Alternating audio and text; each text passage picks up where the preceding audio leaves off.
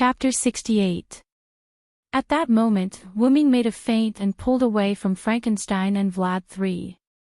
Vlad III also stopped Frankenstein, who wanted to continue to attack. "It seems that your identity is not simple, Sodric," Vlad III said. Being able to withstand the joint attack of 3 servants was not something a French general should have. "I just used the identity of Sodric to summon Saber, but the martial arts of other identities have been deeply engraved in my mind." Wuming swung his sword and put the meteor silver into the golden ripples of Dragonist. "It seems that I can't take you down today, not someone from Sodric." Vlad III didn't seem to be depressed. "You are wrong. I am Sodric, there is no doubt about that. It's just that I have another identity." Wuming smiled. Then, he looked at the boundless sky. "You have to be careful. You have to know that the Red Sides fortress has the Hanging Garden of kamikaze magic." Hanging Garden. Not good. Vlad III also realized something. At this moment, a gigantic sky fortress appeared in the boundless sky above Mylnia Citadel. It was the Hanging Garden with the ability to block detection. The originally flat ground was broken by the powerful suction of the Hanging Garden, and the Great Holy Grail, which was located in the center of the Hanging Garden, also broke out of the ground. "What?" one of the Black Side Masters exclaimed in surprise. After all, it was too hard to believe that the Red Side's purpose was to directly take away the Great Holy Grail. "Well then, you guys go ahead. I'll take my leave first." With that, Wuming's spiritual form disappeared. The black servants present, Black Lancer Vlad III, Black Archer Sharon, Black Rider Astolfo, and Black Berserker Frankenstein all followed the boulder and entered the Hanging Garden. At that moment, Jean, who was resisting the explosion of the Red Berserker Spartacus, met Wuming, who came out of Mylnia Fortress. "Sodric!" Jean roared. "What? What's wrong, Jihan?" Wuming was shocked. "Didn't I tell you not to act on your own? You have now seriously damaged the Holy Grail war between the Black and Red factions." Jean d'Arc, who was Rule, said. "Although I don't have your command incantation, the command incantation that belongs to the Red Saber can be used on you, so you'd better stay put." Jean looked at Wuming until Wuming surrendered. Yes, I know, my saintess," Wuming said helplessly. "Besides, I was just trying to protect Siegfried." "After all, this is the agreement I made with Siegfried," Wuming said with an embarrassed smile. "Don't think I don't know what you're thinking. You're just looking for fun for yourself and protecting Mr. Sieg," Jean said. "Really, you used to be like this too. You always acted on your own." "If you didn't act on your own, you wouldn't have been accused of the Mystic Dragon," Jean said sadly. This was what was recorded in Wuming's history. The adventurous General Sodric was attracted to the Alps by the legend and was ambushed by the British Army. In order to win the war between Britain and France, the British Army found a way to release the Mystic Dragon, who used to be a member of the Knights of the Round Table. With the help of Sodric's wisdom, Sodric barely defeated the Mystic Dragon. Jean d'Arc also dared to lead her army. Otherwise, the exhausted Sodric would have been captured by the British Army. Wuming, on the other hand, smiled helplessly. "Really, that's because it's convenient for me to use my noble phantasm. The suppression power was given to me in the history. Alright, you stay here for now. I'm going to the Sky Garden to question the Red Faction Master. If I find out that you're still running around, I'll definitely use my command incantation." After that, Jean d'Arc activated the pendant and flew into the air, heading toward the Sky Garden. Wuming, on the other hand, smiled helplessly and waved his hand. "It's good that you stay here. I still have to help Sieg save those androids." "Hey! Villo!" Wuming turned his head and saw Jiali and Mordred rushing over in a car that was almost scrapped. As soon as the car stopped, Mordred directly kicked the door and walked out. "You're really good. You actually broke into the enemy's base camp alone. Mordred smiled as if she was meeting a good friend. She held Wu Ming's neck and laughed. This made Jia Li confused. After all, Mordred and Wu Ming did not get along very well before. They were not friendly. Wu Ming, on the other hand, saw through Jia Li's thoughts and said, "In the Knights of the Round Table, Mordred is not liked by the other knights. Only I am willing to talk to Mordred. Of course, our relationship is good. Mordred hates me because of the bloodline problem." "What did you say?" "You bastard, who has a good relationship with you?" Mordred, like a tsundere, fiercely punched Wu Ming. "Bloodline." Wu Ming pressed down on Mordred's fist and continued to speak to Jia Li. "Didn't you notice that Mordred's eyes turn red when she fights?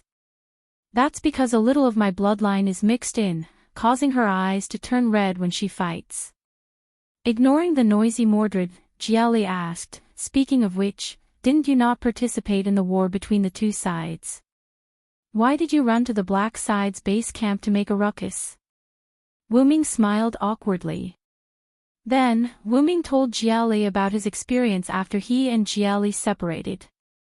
"So that's how it is," Jia Li said. "It's all because of you. Master, we didn't make it in time for this war, damn it." Mordred roared at Jia Li. Jia Li waved his hand helplessly and ignored Mordred. "So, what are you going to do now?" "The Saintess asked you not to run around anymore, otherwise, she will use the command seal," Jia Li asked. "Now, the black side should only have one servant, Caster. I decided to help Sieg rescue those androids first. Then, we will leave first. If the people of the Yugomarinia family see us, there will be trouble." Jia Li was about to leave. However, Mordred tugged on the lion Jia Jili's clothes and said, "What are you saying, Master? Since the other party has entered the Sky Garden, we should also go in." Hey! You can't be serious. That is Assassin's noble phantasm. Is it really okay for us to go in directly? Isn't that good? Let's fight directly. As a king, I will be fine." Mordred laughed. Looking at Mordred, who was spouting nonsense, Wu Ming laughed. "Really, Mordred, you are still so reckless." Yes, you are too reckless. At least, let's find a place to investigate first." "What is there to investigate?" "I hate magicians the most, just like Merlin, that bastard. Anyway, let's leave first." "No. Continue to attack the Sky Garden." Looking at the master and servant who were quarreling together, Wu Ming couldn't help but say, "You guys are really good together." After that, Wu Ming walked toward Marinia's fortress. Chapter 69. In the end, it was decided that Leo and Mordred would follow the suction force and enter the Sky Garden. Wu Ming, on the other hand, came to the basement of the androids that acted as batteries. He began to open the incubators one by one to rescue the androids. After a while, Wu Ming found that someone had come. When he saw the person, Wu Ming was a little surprised. "Sieg, why are you back so soon?" Sieg brought some of the androids that he had previously persuaded to the basement. Sigh. "Mr. Sodric, I saw that the black side servants had all entered the Sky Fortress, so I sneaked in with the scroll you gave me. After I found them, I came with them." Okay, I won't say anything more. Take it." After that, Wu Ming threw a bag to Sieg. It was full of recovery potions. "Give each of the rescued androids a bottle. It can temporarily restore their physical abilities. Let them come and rescue the other androids." Okay. Every time an android was rescued, it was equivalent to having more power. Soon, all the androids were liberated. Wu Ming said to Sieg, "So, Sieg, have you really decided to liberate the androids and let them be free?" You, who originally needed orders, will no longer be ordered. What purpose do you have to live for? Sieg replied with a firm look in his eyes. Although what you said is indeed the truth, self-awareness should not be needed for us. I don't know if it is the right thing for us to give up our duties, but even if we can't rest in peace in the future, even if there is despair waiting in front of us, we still want to walk our own path. We don't need salvation, we need freedom of choice. So, please, Mr. Sodrick. Wu Ming smiled and said, "Ah, I will help you." Then he said to Sieg, "How about this, I will go with you to negotiate with the Black Side Master. After all, they can't leave here for the time being." "Yes, thank you very much, Mr. Sodrick." Sieg and the female androids had a simple negotiation and asked her to take the basement with the androids, then followed Wu Ming's footsteps. With that, Wu Ming and Sieg walked out of the basement. "Speaking of which, you are really courageous. Why didn't Castor come to find you again? He didn't enter the Sky Garden." Sigh. Sieg panicked. "Don't worry, I've already heavily injured him. He's either recovering his mana somewhere or has already disappeared." Soon, Wu Ming and Sieg found the masters of the Black Side gathered together. "What? The Red Team's saber. Why are you here?" Wu Ming looked at the surprised expressions of the four masters in front of him and asked. "Isn't the master of Black Lancer and Black Castor here?" Uncle entered the Sky Garden with the servants. "I don't know where Rocher and Castor went." The speaker was a woman in a wheelchair. "If I remember correctly, you're the master of Black Archer." "Yes, thank you for remembering me. My name is Fiori, and I'm the next leader. Don't call me Red Saber. I was summoned by cheating. Just call me Sodrick." "Alright, Mr. Sodlek. May I know what your intentions are?" Wu Ming looked at the masters who were ready to use the command spell to summon the servants. "You don't have to be nervous. I said earlier that I don't want to be enemies with you. If it weren't for Avisprin, I wouldn't have put a noble phantasm in your fortress. What I mean is very simple. What do you want me to do for you to let those androids go?" "What? What do you mean?" Gordon, the master of Sieg, who created those androids, asked.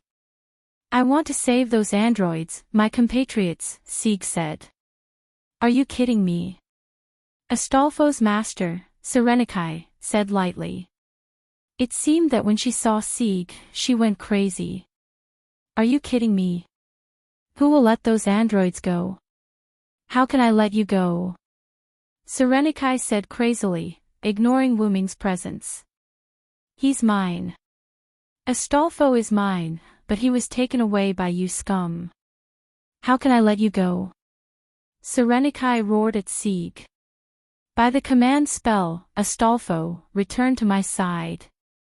As Serenikai's hand moved, the command spell disappeared, and Astolfo, who was originally in the Sky Garden, appeared in the storage room by teleportation.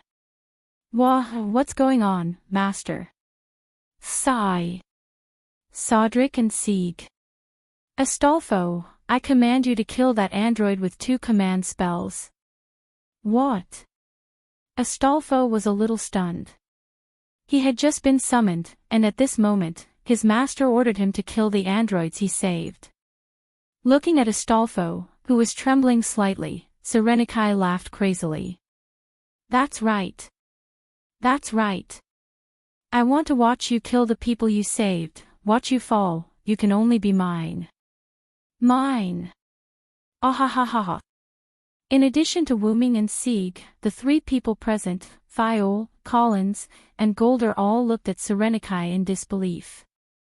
"That's it." As the voice fell, the blade flashed. Serenikai fell to the ground, her head separated from her body. "It's really a servant's misfortune to have a master like you. This just gives me a bargaining chip to negotiate with you."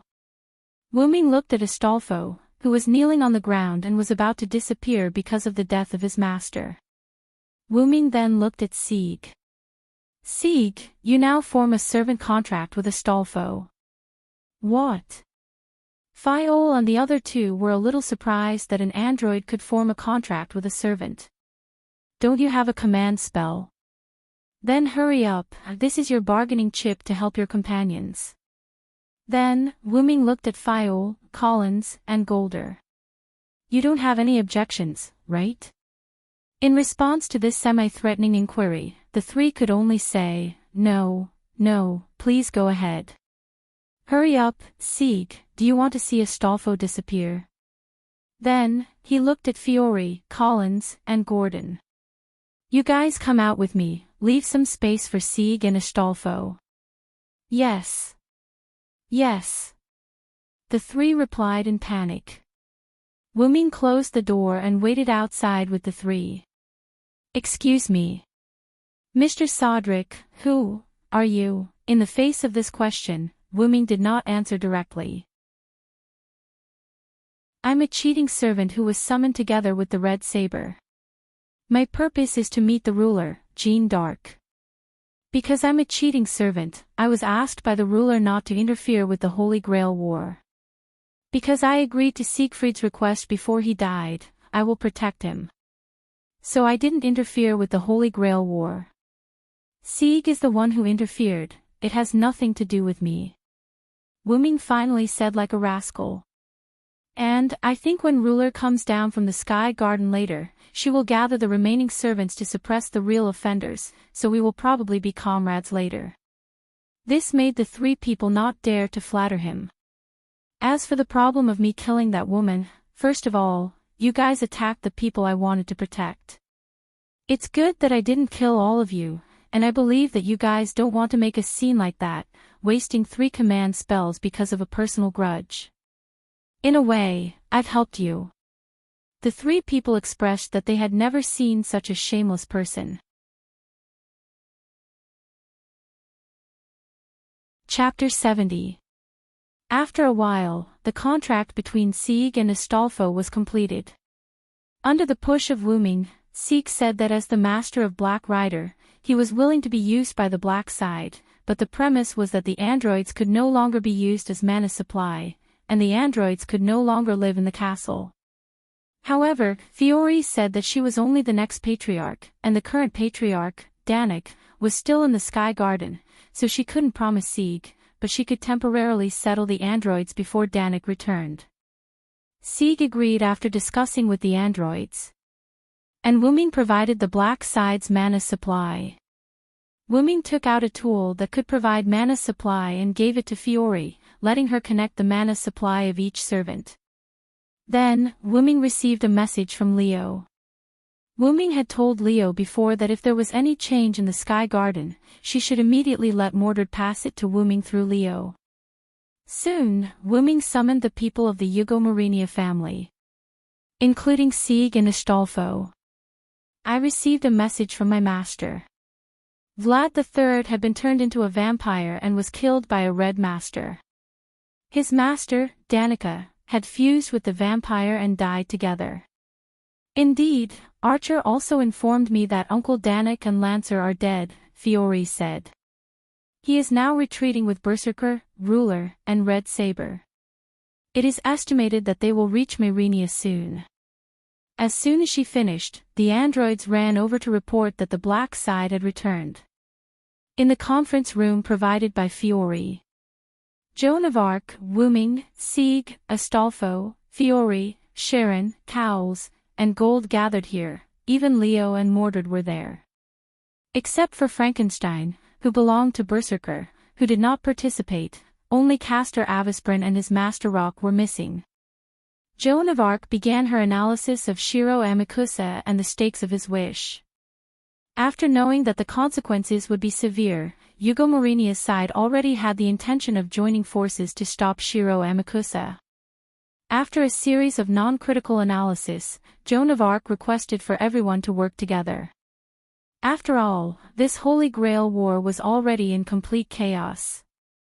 Fiore agreed to Joan of Arc's request on behalf of House Eugomarinia. Because of the androids, Sieg and Astolfo, as allies of Eugomarinia, also agreed to Joan of Arc's request.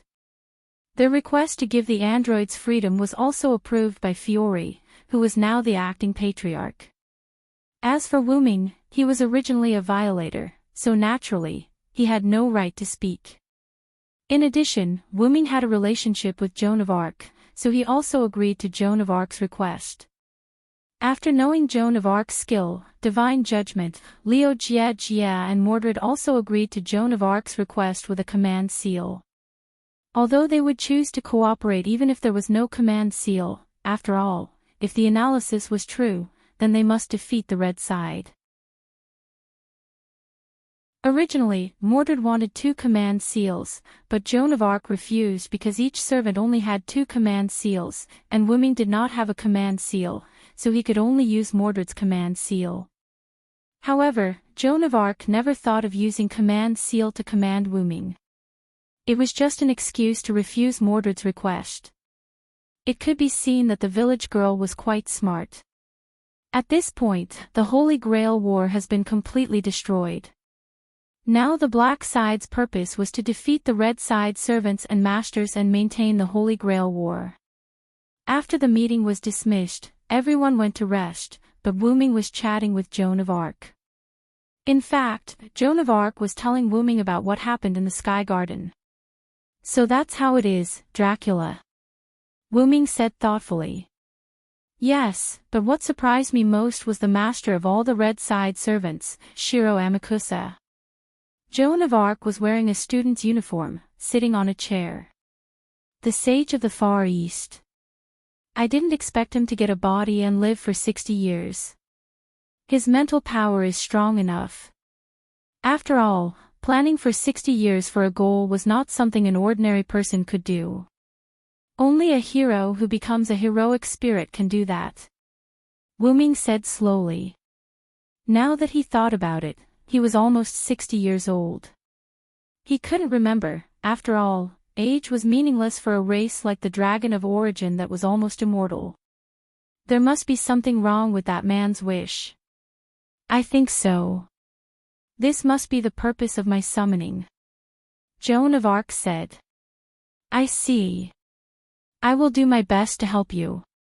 Please advise me, Joan of Arc." It was the first time he called Joan of Arc by her nickname, which made Joan of Arc feel a little awkward, but Joan of Arc responded. "Okay, I'll leave it to you, Sodlek." At that moment, the outside of Mylnia Citadel was shaking as if there was an earthquake. Wu Ming and Joan of Arc looked at each other and quickly ran out. In the courtyard, several servants and masters gathered together. "What happened? What the hell is going on?" Gold, who was wearing pajamas, hurriedly shouted. Soon, everyone saw the culprit that caused the earthquake. There was nothing he could do about it. After all, there was a gigantic magic puppet over 10 meters tall walking towards him. The earth was trembling because of it. "That's Black Castor's noble phantasm." Joan of Arc was the first to call out the puppet's real name. "Crowned Light of Wisdom, Golem Kethermalchit, I'll go first, Jihan." Wu Ming condensed his armor, took out Meteor Silver, and shouted at Mordred, "Come with me, Mordred." Of course. Mordred's face was full of arrogance. She condensed her armor and sword and rushed forward with Wu Ming. Seeing the two of them rushing up, Lion Jia asked, "So where is Black Castor? Why did he attack his own faction?" Joan of Arc said, "In my perception, Black Castor has already left. This noble phantasm seems to have the property that it won't disappear even if the servant leaves." Fiore, who was standing at the side, said sadly, "It seems that Rocher has been used as a furnace by Castor. In fact, after Avisprin was almost killed by Wu Ming, he went to Crowned Light of Wisdom, Golem Kethermalchit, with his master Rocher. Because Avisprin knew that his master had no command seal, and because his magical power was almost exhausted, even if he could barely keep his body from disappearing, it would be impossible for him to complete his noble phantasm in the future. Therefore, he tricked Rocher to come here as a condition for his noble phantasm's release." He turned Rocher into a furnace and sacrificed Rocher to release his noble phantasm. And he himself knew that he was also at death's door, so he gave up himself and turned into magical power to integrate into Crown Light of Wisdom, Golem Kethermalchit. After all, his wish was to complete his noble phantasm. Now that his wish has been fulfilled, there was no need for him to exist. Wuming and Mordred kept attacking Crown Light of Wisdom, Golem Kethermalchit, but it didn't have much effect at all. Therefore, all the damage was eliminated. That's the effect of Crown Light of Wisdom, Golem Kethermalchit, recreating the Garden of Eden, and there is no damage in the Garden of Eden. Joan of Arc shouted. You must make its feet leave the ground, and then crush its head and heart. Understood. Wuming shouted. Chapter 71. After knowing its weakness, Wuming no longer fought with the Crown Light of Wisdom, Gold Kethermalchit. Wuming released a large amount of magical power and accelerated, avoiding the Crown Light of Wisdom's attack. He then slid under the Crown Light of Wisdom and held the sword with both hands. Then he used the sword as a plank and hit the lower part of the Crown, Gold Kethermalchit. That hit made the men present shudder. Don't get me wrong, Wuming wanted to hit it into the air. With the release of magical power, a large amount of magical power rushed out of Wuming's body like starlight. The Light of Wisdom, Gold Kethermalchit, was sent flying into the air by Meteor Silver, and its huge body was still struggling. Then, Wuming held the sword with both hands on his waist, and the starlight in the sky flowed rapidly, and the Meteor Silver began to gather a large amount of starlight. Silver. With the release of Noble Phantasm, Wuming swung the Meteor Silver, which gathered a large amount of starlight, upward. The starlight rushed toward the sky like a rushing river until it completely covered the Crown Light of Wisdom. The light beam formed by the starlight continued to fly upward until it reached a place where people couldn't see it. After a while, the light beam became thinner and thinner until it disappeared. The 10-meter-tall Crown of Wisdom Golem Kethermalchit was completely turned into ashes, not even a speck was left. Only a little bit of starlight that had not completely dissipated was left. Wait for me, the Silver Knight stood in place with his sword. Masters such as Fiore, Collins, and Gold were all dumbfounded. Sieg was fine, after all, he was just born not long ago, and he didn't know how powerful Noble Phantasm was. The heroic spirits were still fine, but they were also a little shocked. How is this possible? How could the French General Sodelec have such a powerful noble artifact? Gold said in a trembling voice. Indeed, Sodelec only fought against ordinary people, and he didn't do anything like that. He shouldn't have such a powerful relic. Collins gulped and pushed his glasses up. Hey, Ryder, are there only a few servants with such a powerful relic? This was the question Sieg asked Astolfo. Ha! Are you an idiot, master?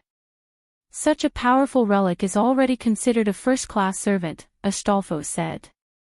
Also, if I'm not mistaken, Sodelec's noble phantasm hasn't been fully unleashed. In other words, it hasn't been fully unleashed yet, said Sharon, the black archer who was assisting on the roof earlier. On the other hand, Mordred directly rushed over to Wuming's neck and laughed loudly. As expected of Avillo, what a beautiful attack. Wuming touched the armor, took back the Meteor Silver, and looked at Mordred helplessly. I told you to train with me, but you didn't listen. You even started a rebellion when I wasn't around. I really don't know what you were thinking.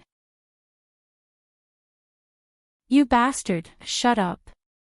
What's there to show off? Even so, didn't I still end King Arthur? Mordred looked at Wuming with a fierce expression. Even if the two of them fought on the spot, no one would doubt it. That. I've been curious since the beginning. Red Saber has always called Mr. Sodelec Avillo. Could it be that Mr. Sodelec isn't actually Sodelec, but a Knight of the Round Table Villo? Fiol, who was sitting in a wheelchair, asked. As soon as she asked, the scene became silent. There was no doubt that this was a secret for the heroic spirits. In fact, there's nothing to hide. If you still don't want to sleep, then I'll tell you my story. Because of the attack of the crown, Light of Wisdom, Gold Malchit, Myrinia's fortress was also damaged, so everyone didn't plan to sleep, they had to clean up the damage first. Under the command of Cowls, the androids began to move the stones and clean up the damaged places. The servants also came to help, and Cowls, Gold, and others also joined in.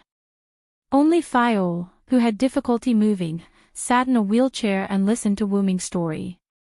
First of all, I'm Sodlek, but I'm Vilo, a knight of the Round Table.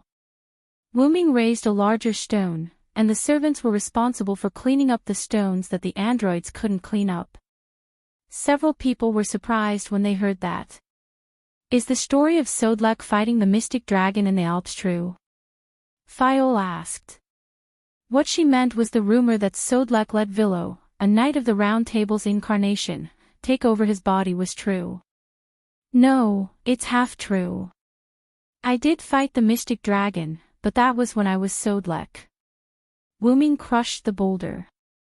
Then he asked, do you know the legend of Vilo, a knight of the Round Table? Yes, Vilo was cursed by the black magician in order to save King Arthur's sister, Morgan Le Fay. His body turned into a dragon, and his mind was devoured. He was sealed by King Arthur, Merlin, and others. Some people also commented that Vilo's incarnation was the beginning of the end of Arthur's dynasty. Cowles said. Save that be *tch. She was the one who forced Varen to reveal his true form, the mystic dragon, and then sealed Varen in the scroll. That despicable be *tch. Mordred said as she punched out with all her might, shattering a boulder. The boulder splashed and hit Leo Gielli, causing Leo Gielli to complain, hey, hey. Be careful. Then, what does it mean to turn into a dragon? Is Vilo a dragon? Leo Gielli asked. That's right. I'm a dragon, a purebred dragon, Wooming said calmly, as if he was talking about what he had eaten yesterday. Sigh. A few different voices cried out. Is this possible? That's a dragon. A dragon that will never be seen again in the Kannagi era. Wooming ignored their ruckus and continued to speak. Ah, that's right. Dragons didn't appear in King Arthur's era. Dragons weren't suitable for that era, so I turned into a human. After that, Morgan Le Fay used an unknown poison to devour my mind, and I turned back into my original form. That era couldn't bear my existence, so I was forced out of that era. This is too shocking. Gold said blankly. He didn't know that the boulder in his hand had left his palm and was smashing toward his feet. Ah! My feet! It hurts! It hurts! Ah! Gould rolled on the ground with his arms around his legs in a sorry state. Everyone laughed and continued to listen to Wooming tell his story.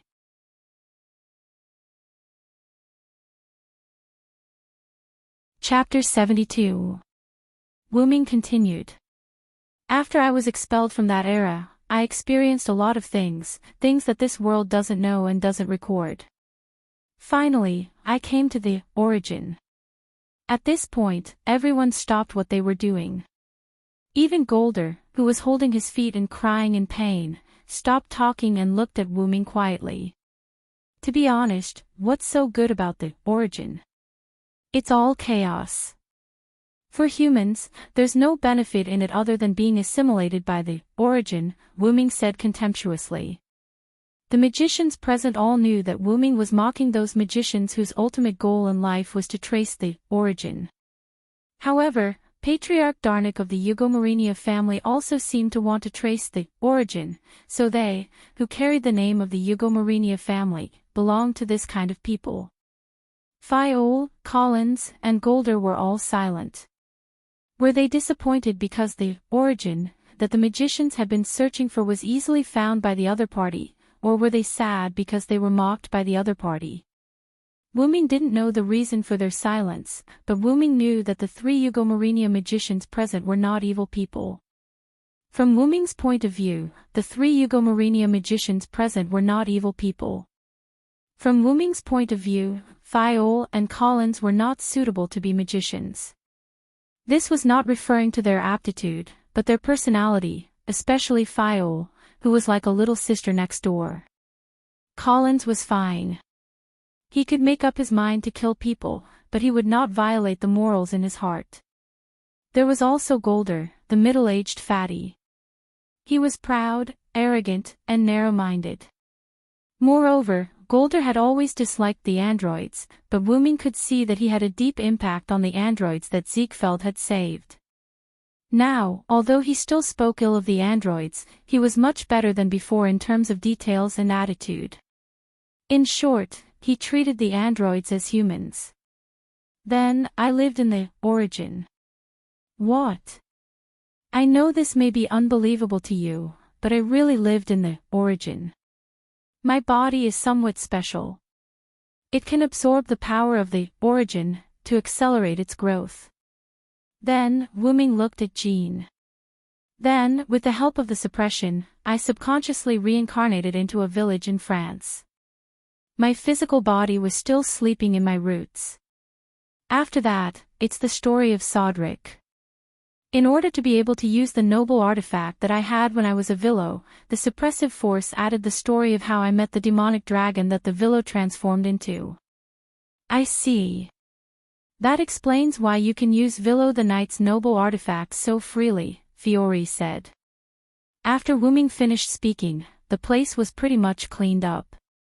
Then, Wuming said, "All right, everyone, hurry up and go rest. We need to conserve energy for the next few days and prepare to attack the space garden." Just like that, everyone spent an incredible night. It could be said that because of Wuming's words, several people couldn't fall asleep. The next day, in the conference room. "So, what happened again? Why did you call me up so early in the morning?" Wuming said as he sat in his seat. Looking at a few yawning people who hadn't fallen asleep, Wuming looked at Jean again. He noticed that Jean had dark circles under her eyes. Was the impact of those words on Jean too much? Wuming thought. It's like this. Fiore sat at the head of the table and said, "Now, there is a very urgent matter."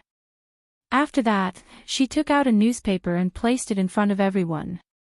"Jack the Ripper." Jean said. "Is it Black Assassin?" Wuming asked. "Yes. Recently, more and more people have been sacrificed in the serial murder cases. Just last night, 8 people were killed. Now, dozens of people have been killed, including magician," Collins said with a serious face. "We can't get in touch with our blood relatives in Tulifis, and they're probably already, needless to say, they must have also been killed by Black Assassin Jack the Ripper. Although this is our Eugitomarinia's matter, now we are unable to solve this matter, so we want to entrust the ruler to help us solve this matter. Black Assassin's practice has exceeded the rules of the Holy Grail War. As the ruler of this Holy Grail War, I have the obligation to stop Black Assassin.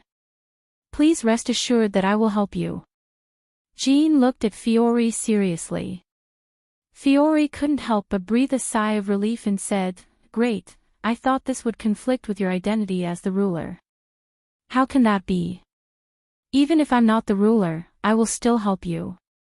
After all, Black Assassin's practice is unacceptable to me." As a heroic spirit, he wantonly attacked ordinary humans and magicians. There is no doubt that Black Assassin has fallen into evil. Then Jean looked at Wuming and said with a smile. "And even without me, Sodric will definitely not allow Black Assassin to exist." Wuming, who was resting with his eyes closed, opened his eyes and looked at Jean.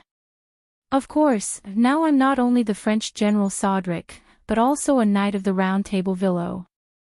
Such evil people must be punished. Really, I didn't want to care. After all, Sodric was the one who was righteous, not Wuming. The suppressive force created a fake history, and arranged Wuming's identity as a young man with a sense of justice. Sodric sacrificed himself for his country. Although Wuming's sense of justice wasn't low either, he wasn't as righteous as Joan of Arc. However, Black Assassin Jack the Ripper is currently in Tolofis. Who knows, he might have infiltrated the castle, which would undoubtedly interfere with our plans. Yep, let's deal with Black Assassin Jack the Ripper first. That was why Wuming was said to be at Sundra. Then, do we have any information about Black Assassin now? Astolfo asked. Yes, Master and I have fought with Black Assassin before. Just as Sharon was about to tell them about Black Assassin Jack the Ripper, he was suddenly shocked. What's wrong, Archer? Fiore asked. Master, do you still remember the information about Black Assassin? Sharon asked. Sigh. How is that possible? I clearly remember. Fiore was also shocked. It seems that Black Assassin has a special ability to make people forget about him. As expected of the Jack the Ripper who fooled Scotland Yard, Wuming said. Wuming guessed that Black Assassin might have evolved into a noble phantasm because his true identity had not been discovered. Between August 7th and November 9th, 1888, Jack the Ripper killed 5 prostitutes in an extremely cruel way near Whitechapel in the East End of London. Jack the Ripper wrote many letters to Scotland Yard, the local police station, to provoke them, but he was never caught. It was not even clear whether Jack the Ripper was a man or a woman. Until now, no one had figured out who Jack the Ripper was. Wait, so we only know that Black Assassin's real name is Jack the Ripper, and we don't know anything else? Although I don't want to admit it, it is the truth. Hey.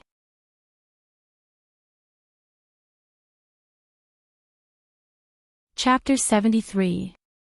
In the end, everyone decided to first check the situation of the missing people of the Yugomyrenia family in Tolofis. Myrenia Citadel, Corridor. Because Cowles wanted to check in person and needed to bring some tools, he left first accompanied by Sharon. Sieg and Astolfo seemed to have gone to find the androids, and Fiore became the patriarch because of Darnick's death, so she still had work to do. So now only Wuming and Jean were left. Wuming requested to set up some magic traps around Myrenia Citadel to guard against Black Assassin Jack the Ripper.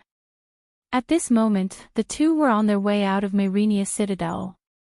I really miss those relaxed days, Wuming said slowly with a nostalgic expression on his face.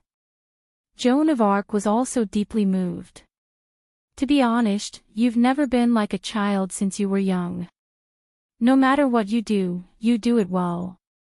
You're calm and strict. Back then, there were many girls who fancied you. Jean covered her mouth and giggled.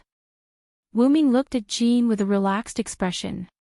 I'm sorry, Jean, I didn't tell you about my past. How could that be? Jean shook her head. Because I know, whether it is Villo or Sodlek, they are all you, aren't they? So I will accept them all. Then, Jean showed a big smile to Wuming. After seeing this smile, Wuming also relaxed. Really, and you still say you are not a saintess? Your ability to heal people's hearts is really strong. But Jean was unhappy when she heard this and began to preach to Wuming with a straight face. Really, Sodlek, I always said that I am not a saintess, and you still dare to tease me. Wuming quickly waved his hand and said, sorry. Then Wuming looked at Jean seriously. But for you to say such things, maybe you really are a saintess sent to the human world. Jean had a helpless look on her face. Hey Jean, do you remember our companion? Wuming's question silenced Jean. Then, she slowly said, how could I forget? They are our companions who fought off the invaders with us. Ah, that's right. This is a memory that can never be forgotten. Especially after you were captured, Gil and the others asked Charles VII, who had ascended the throne with your help, to send troops to arrest you. They knelt for 3 days and 3 nights. Is that so? I'm really sinful. Jean's face was slightly sad. Clearly, this holy maiden was unwilling to see her companions treat her in such a manner. Charles VII also wanted to save you back then, but he couldn't do it in the current situation. Gil and the others couldn't do anything either. Wuming looked at Jean. So, I'm here. The atmosphere gradually became sorrowful. We were born together in a village called Domremy. We left the village together and fought together for 2 years. In the end, we were burned to death together. If there's anything I regret, it's that I didn't get to see the smiles of the French people defeating the invaders. But I don't regret it, Cédric.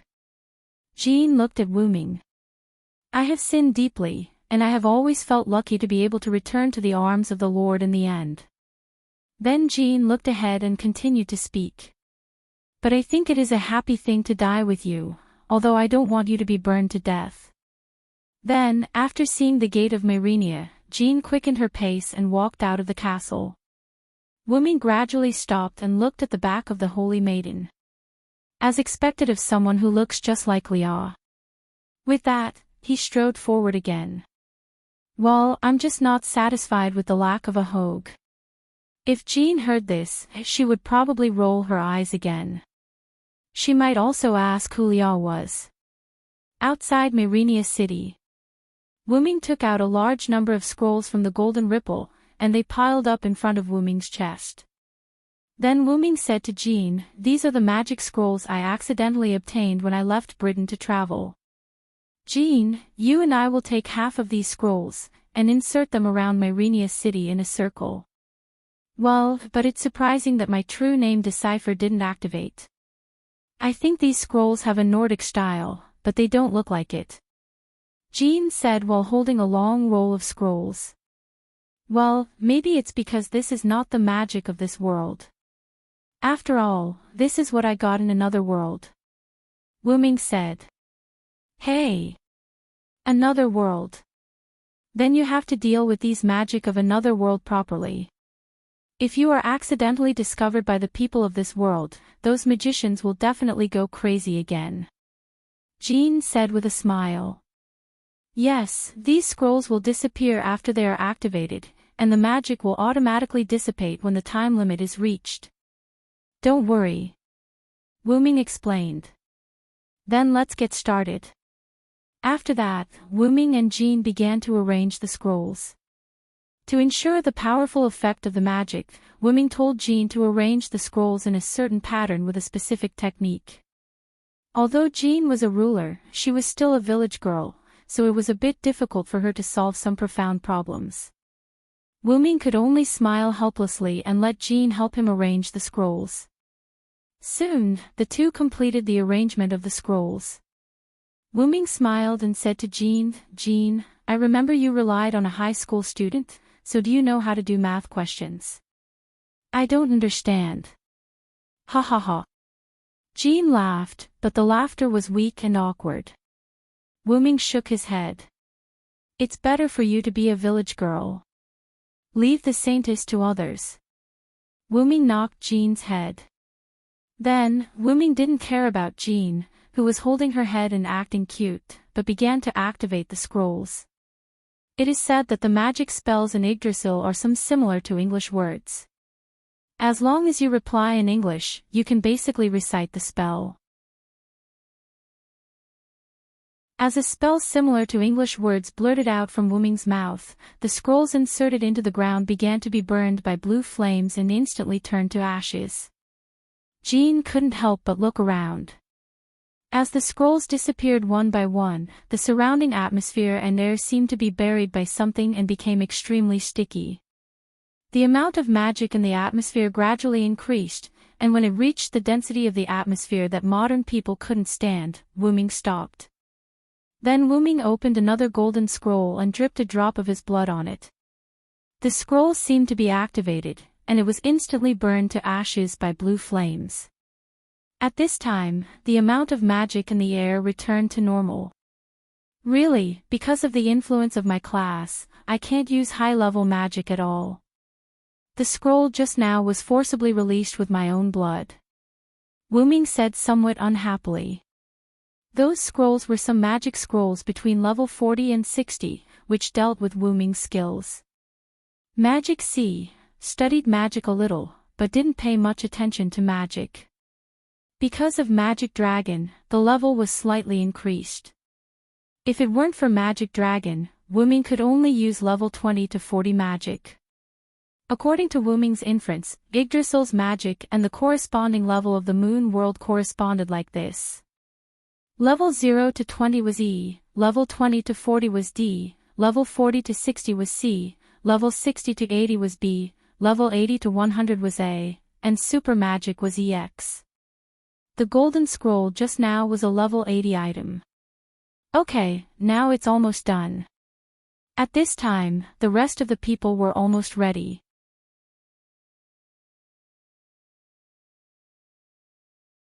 Chapter 74.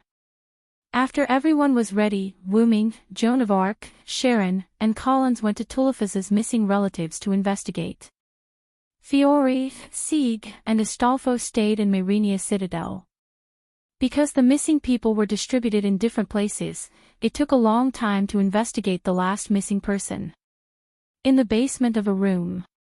Including this place, 8 people have been investigated. This is the last place to investigate. Colin squatted on the ground and was examining the body. Looking at the corpse tied to the chair with its eyes rolled back and several scalpels stabbed into its body, everyone fell silent. Collins pulled out the scalpels one by one, and there was no more blood to flow from the wound. The results of the investigation in 8 places have a commonality. Everyone's heart was dug out. Speaking of this, everyone present frowned. The heart is the essence of magic power. It's not surprising for Black Assassin to have it dug out. Wuming stood aside with his hands on his chest, and then said, maybe Black Assassin's master is an ordinary person, not a magician. This reminded everyone. Then, digging out a magician's heart to replenish magic power makes sense, Sharon said. In addition to digging out the heart, the body looked like it was interrogated before death, and the torture method was extremely cruel, Collins said. The strange thing is that some of the bodies have traces of torture, and some of the bodies have no traces of torture. That's what's strange. Sharon continued what Collins was about to say. Is it possible that Black Assassin needs people's fear, so they tortured these people? Joan of Arc asked. Impossible. This can't explain why some of the bodies have no traces of torture, and it's not that there wasn't enough time. We were all busy with the war between the Black and Red before, and we didn't have time to care about Black Assassin. Wuming shook his head and said with a frown. I thought it was a magic ritual, but it doesn't look like it, Sharon also said. Cowles stood up and walked back. In that case, I'd better implement remnant memory. Jean did not understand these magic tricks and asked, what is that? It's a kind of magic that can obtain information about them before they die, although it's a little dangerous. Collins took a chair and said, but now we can only abandon the rook to save the king. Wait. Wuming seemed to have sensed something and quickly said. After that, he rushed out in an instant, leaving only one sentence. The magic trap I left in Myrenia has been triggered. The opponent is a servant. What? Ka Rong immediately ran over as well. Berserker!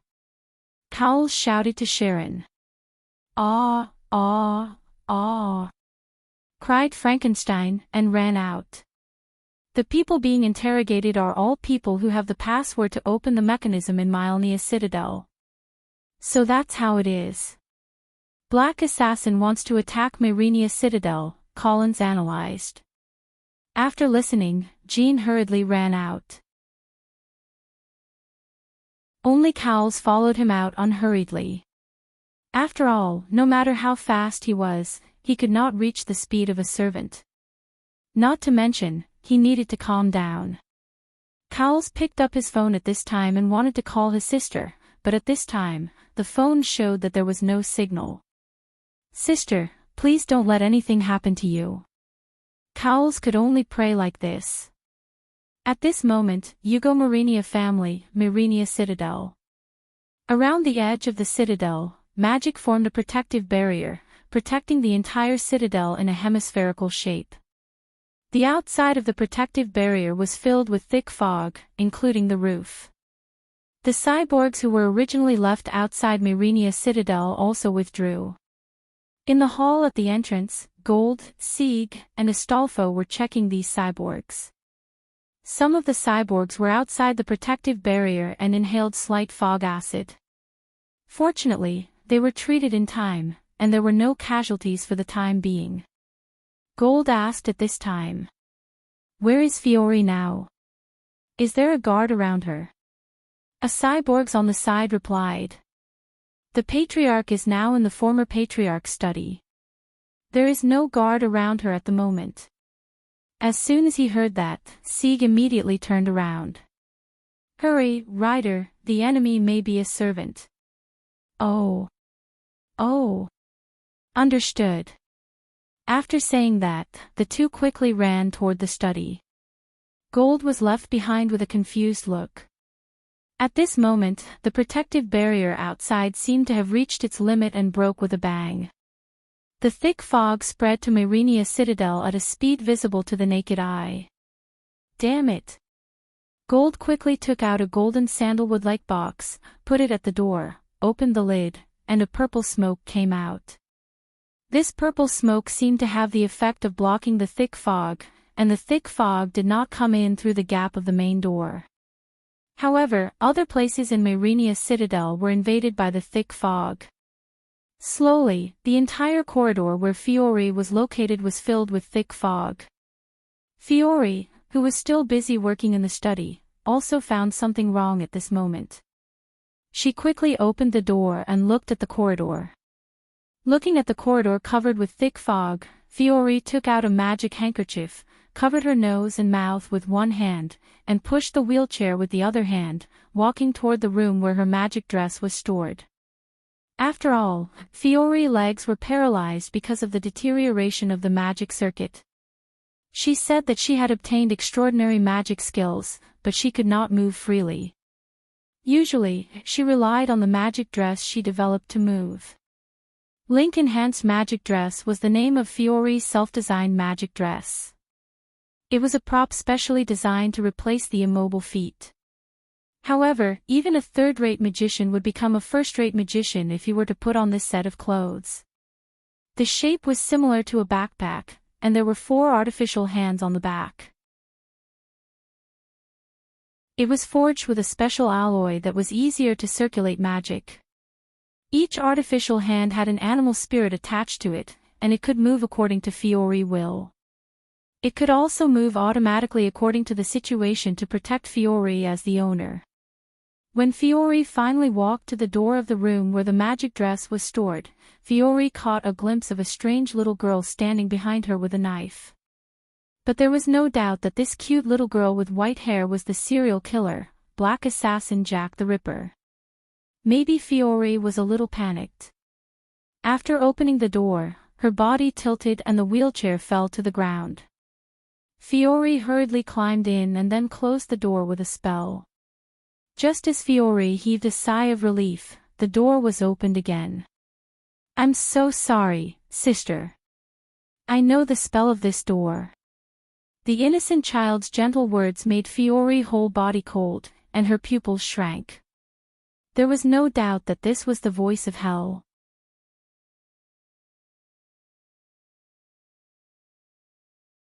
Chapter 75.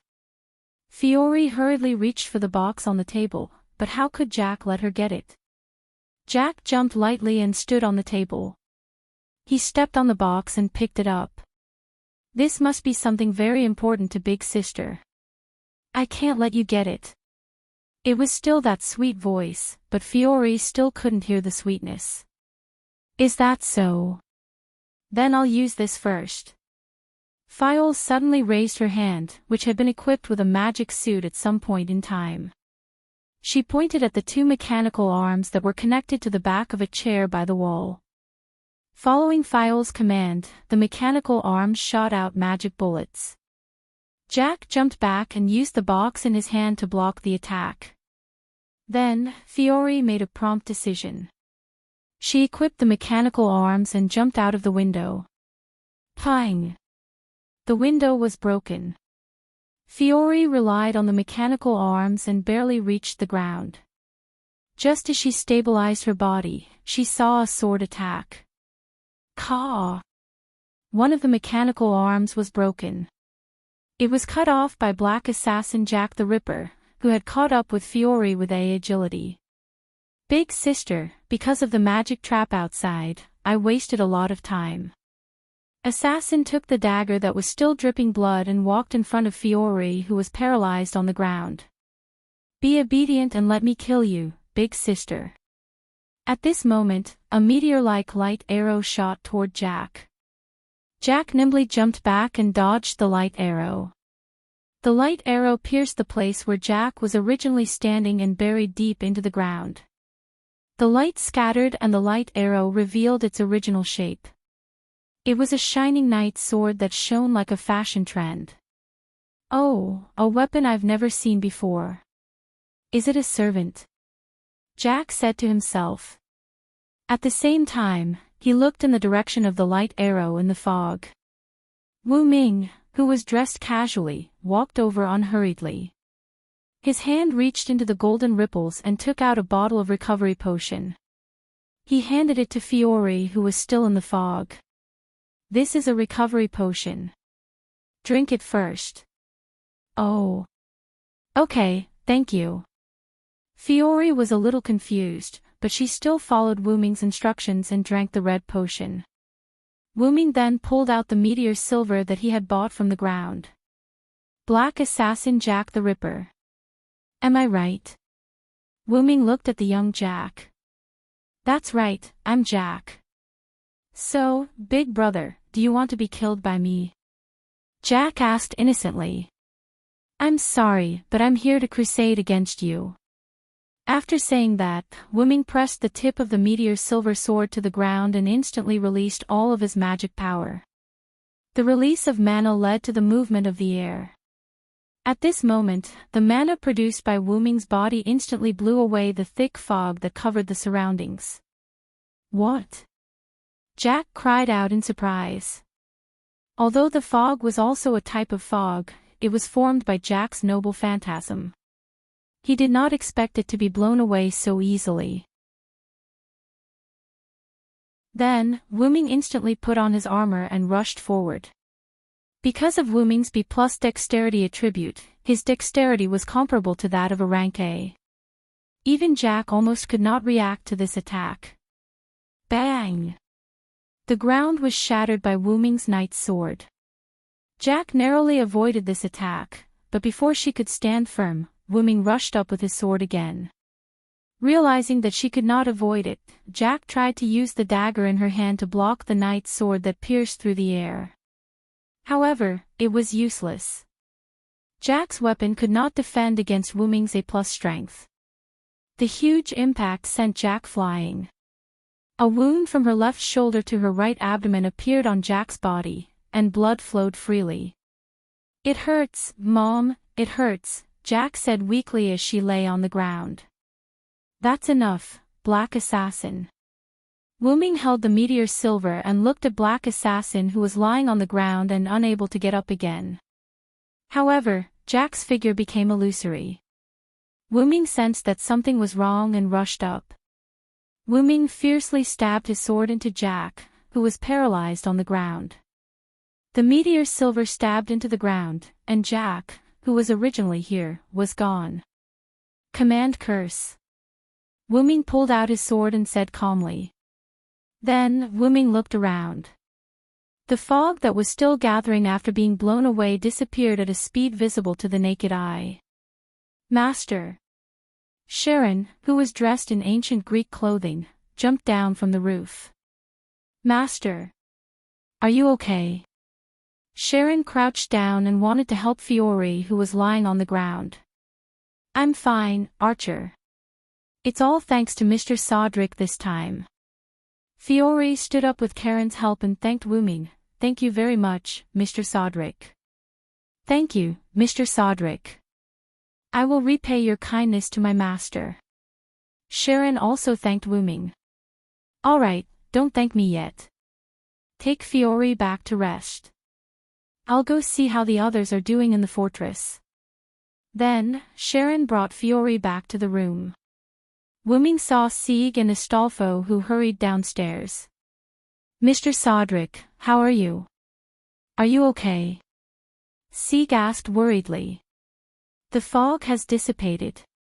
Did Assassin retreat? Astolfo asked. Wuming put the meteor silver into Golden Ripple and said to the two, Black Assassin Jack the Ripper has been injured by me.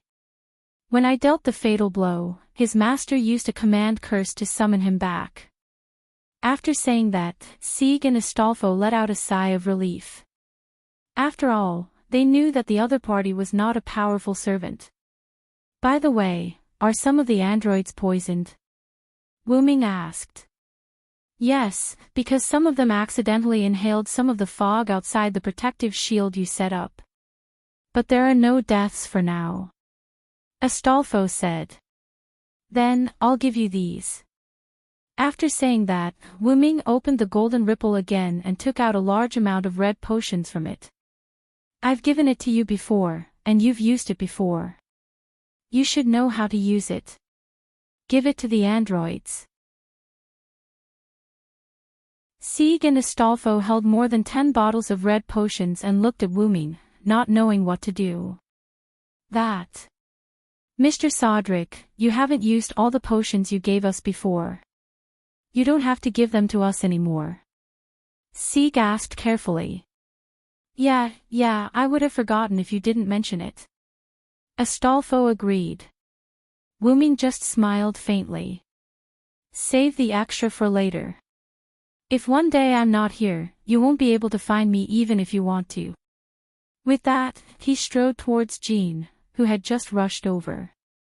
Looking at Wuming and Jean talking about the attack, Sieg was a little stunned. Astolfo noticed it and asked, What's wrong? You look very confused. Mr. Sodrick, I missed the humans of this era. I almost forgot the fact that he is a heroic spirit. Astolfo thought for a while and said, maybe Sodrick has experienced a lot, so it's easy for him to go deep into various eras. After all, didn't he say that he traveled through the world as a dragon?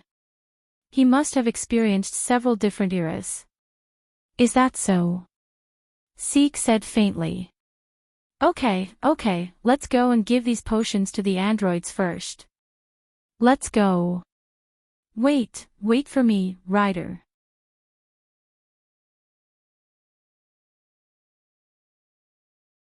Chapter 76. Evening, Myrenia Citadel, conference room. Everyone sat in their chairs and looked at Wuming, who was analyzing the situation. Black Assassin does have the ability to erase his memory and information.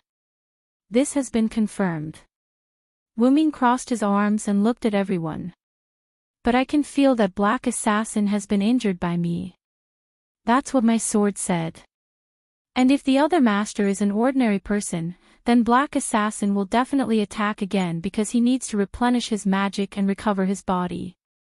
Collins put the organized files on the table and said, according to our investigation in Japan, at the place where our original master of Black Assassin, Xiangliang Leopard Horse, was killed, there were no traces of the death of the sacrifice used, the 6 guides Lingxia. Furthermore, there were no signs of a transfer charm in Xiangliang Leopard Horse's hands. It can be inferred that during the summoning process, the 6 guides Lingxia was automatically selected as its master by Black Assassin, and after the original master Xiangliang Leopard Horse summoned Black Assassin, it killed Xiangliang Leopard Horse. This is the information of 6 guides Lingxia. In other words, the other party will definitely attack again, right? Astolfo said. Yes, what we need to do now is to wait for Black Assassin to come, Wu Ming said. And Black Assassin triggered my magic trap, leaving a mark on his body. As long as he comes within a certain range of me, I can detect him. But how do we lure Black Assassin out? Fiore asked. After a short rest, because Fiore was not injured, and because she was the current leader of Eugitomerenia, she came to participate in this meeting. I can be the bait, Sieg stood up and said. No way. It's too dangerous, Master. You are not a servant at all. You can't defend against an unexpected attack.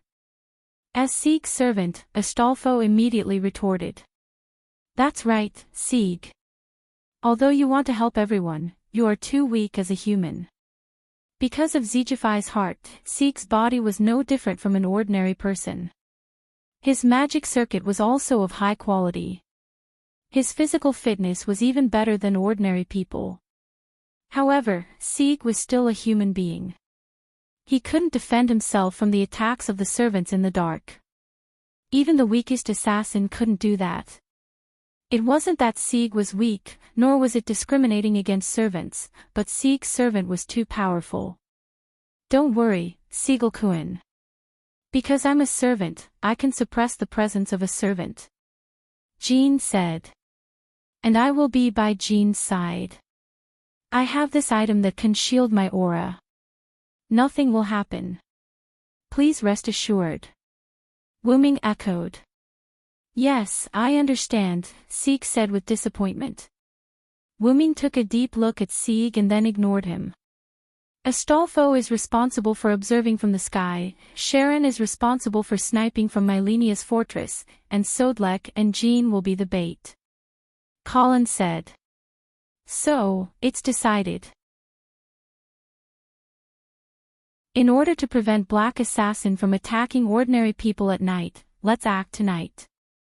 Wu Ming stood up and said. Yes. Everyone replied. After the meeting, Wu Ming did not choose to have dinner with Jean. Instead, he went to Sieg and said, let's talk, Sieg. Sigh. Sieg and Astolfo said. After a while, Jean took Astolfo to the restaurant. Wu Ming and Sieg walked on the wall of Mylenia's fortress. Sieg, do you think you are useless? Wu Ming took the lead to speak. Sigh. Mr. Sodlek. I really want to repay you for helping me, but... Sieg said softly. Sieg is willing to give you the heart, not only because he wants to help the people in need, but also because he wants to help the people who ask for help and the people who don't give up. Wu Ming stood on the edge of the wall and looked at the endless grassland in the distance. The grassland, which was originally the battlefield of the Black and Red Army, had been repaired by magic, and there was no trace of damage. Even so, I haven't been of much help to everyone. I've always been asking for help. Everything depends on you, whether it's saving my fellow countrymen, Miss Fiore being attacked by Black Assassin, or acting as bait. If it weren't for you, I would have been in a worse situation. Sieg lowered his head in disappointment. You underestimate yourself, Sieg. Sieg did not speak, but looked at Wu Ming with some doubts. Let's not talk about the fact that you have the best magic circuit as an android. You are now the master of a servant. Wu Ming turned around, looked at Sieg, and continued. The master of a servant is not something that any magician can be, not to mention that you became a master by virtue of your bond with a servant. Although he saved you out of a sense of heroism, he was willing to conclude a contract with you because he remembered your character, and Astolfo saw it in his eyes, and he recognized you as a human. You conveyed your will to me, to the people of Eugitomerenia, otherwise, even I alone can't change their view of you. What Wu Ming said was true. Afterward, Wu Ming told Eugitomerenia and the others about Sieg's thoughts. After listening, they were silent for a long time. Only Golder was a little uneasy, but under Wu Ming's pressure, he didn't say anything. And those androids, I believe they must be grateful to you now for helping them win freedom. Then, Wu Ming turned back. Wuming looked at the vast night sky and said, "Let's take the example in front of us, valiant spirit, a servant. Look at Astolfo, his power is weak among the servants. Some powerful magicians can defeat him, but have you ever seen him discouraged? You know the story of Astolfo, right? His strength in the legend of Charlemagne is too different from the other warriors, but he can still be ranked as one of the 12 warriors of Charlemagne. Do you know why?" Wuming asked. "Sorry, I don't know," Sieg replied. "It was too complicated for an android who was born not long ago. That's because he has the power of the heart." "The power of the heart," Sieg said thoughtfully. "Whether it's the declaration of destruction that can break all magic from the witch, or the lost spear of Argalia, or the magic horse from the evil magician Atlanta, Astolfo relied on the power given by others to get through the difficulties. And Astolfo has a strong heart, a casual and upright character, so he was entrusted by so many people. It was precisely because Astolfo didn't care much about these external forces that he was included in the list of her noble phantoms. The strength of the heart is the real strength. The strength of the heart is the real strength." Sieg muttered this sentence, thinking. "This is what my grandfather who adopted me told me, and I always remember the truth he taught me."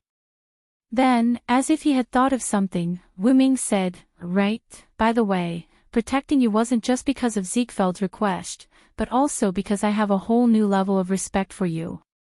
Also, since you have accepted Ziegfeld's heart, you must have also obtained his power, but it hasn't been activated yet." Wuming turned around and was ready to leave.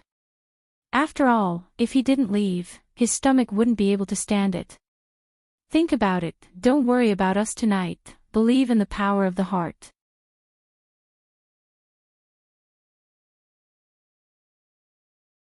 Chapter 77. After leaving the city wall, Wuming went to the dining hall. Everyone else had already finished eating. Only Jean and Astolfo were still waiting. Jean returned to the dining hall because her body needed to eat. Astolfo didn't need to eat, but he would eat with Sieg. Wuming was the same. Wuming would eat with Jean. "Yo, Sodric," Astolfo greeted him warmly. "How is it?" Jean asked. "He won't understand in a short time. There's still a long way to go." "There's no need to rush," Wuming replied with a smile. "Then hurry up and eat, Sodric." After a while, Sodric and Jean were almost done eating, but Sieg still hadn't arrived.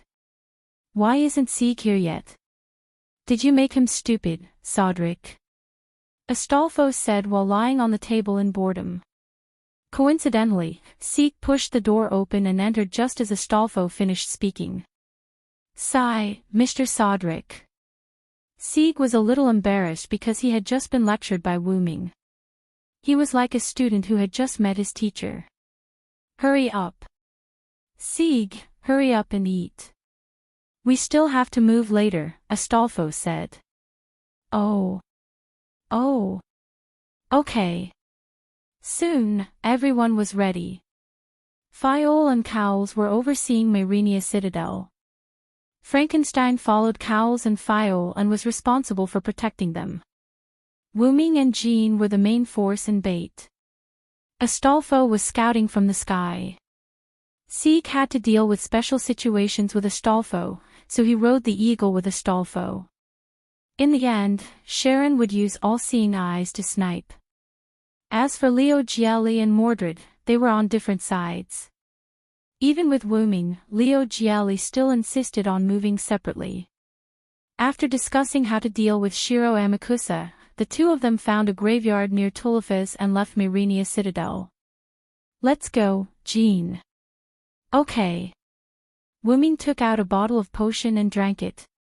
This was a high-level potion from the YGGDRASSAL, World Tree, that had a special invisibility ability. It could block the detection of skills, and only the detection of buildings could see through it. After drinking it, Wuming instantly became transparent. After seeing Wuming disappear, Jean suppressed her magic power and began to act as bait on the street. Because of the man-killer fiends that appeared in Tulifas, no one went out at night. The moonlight shone on the ground, and Joan of Arc, wearing a student uniform, walked on the street step by step. Many residents were already asleep, and there were only a few households with their lights on. Even so, the surroundings were not dark. After all, the moon tonight was much brighter than usual. Wuming hid his figure and followed behind Joan of Arc. Although the plan is good, I'm afraid that the other party won't play by the rules. Wuming thought so. And just in case, Wuming had already set up magic scrolls around Myrenia Citadel, and with Sharon and Frankenstein in the Citadel, there was no way for anything to go wrong. Fortunately, Black Assassin wasn't as sly as Wuming thought. Slowly, the surroundings started to become foggy. Whether it was Sharon, who was using clairvoyance to observe from the top of the citadel, or Astolfo, who was riding an eagle together with Sieg, they were all tense as they observed Joan of Arc's surroundings.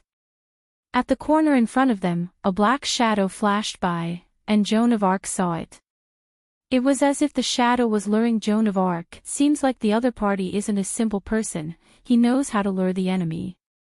Wuming said from behind Joan of Arc, then do we need to chase after him? Joan of Arc asked without turning her head. Of course, the other party has already created an opportunity for us, how could we not use it? Don't worry, I'll be right behind you. Yeah. After that, Joan of Arc rushed to the place where the black shadow disappeared. After a series of tossing and turning, the black shadow led Joan of Arc to a residential area that was accessible in all directions. Joan of Arc stood in an empty place and carefully observed the surroundings. On the roof of a residential building behind Joan of Arc, Black Assassin Jack the Ripper's figure emerged. From now on, it will be hell. Black Assassin was seen in a pose, holding the two swords backward, and chanting. We are fire, we are rain. Strength, Merry Ripper. The moment he shouted out the noble phantasm, Black Assassin rushed to Joan of Arc. Joan of Arc immediately sensed the danger and quickly condensed the armor and the holy flag. Clank. What? Black Assassin Jack the Ripper shouted in disbelief. His pair of daggers were blocked by something invisible. Wuming appeared, holding the meteor silver, and was in a stalemate with Jack's daggers. Long time no see, Assassin Jack the Ripper. The moment he saw Jack the Ripper, Wuming recalled all kinds of information about Jack before. Wuming lifted Jack and sent him flying.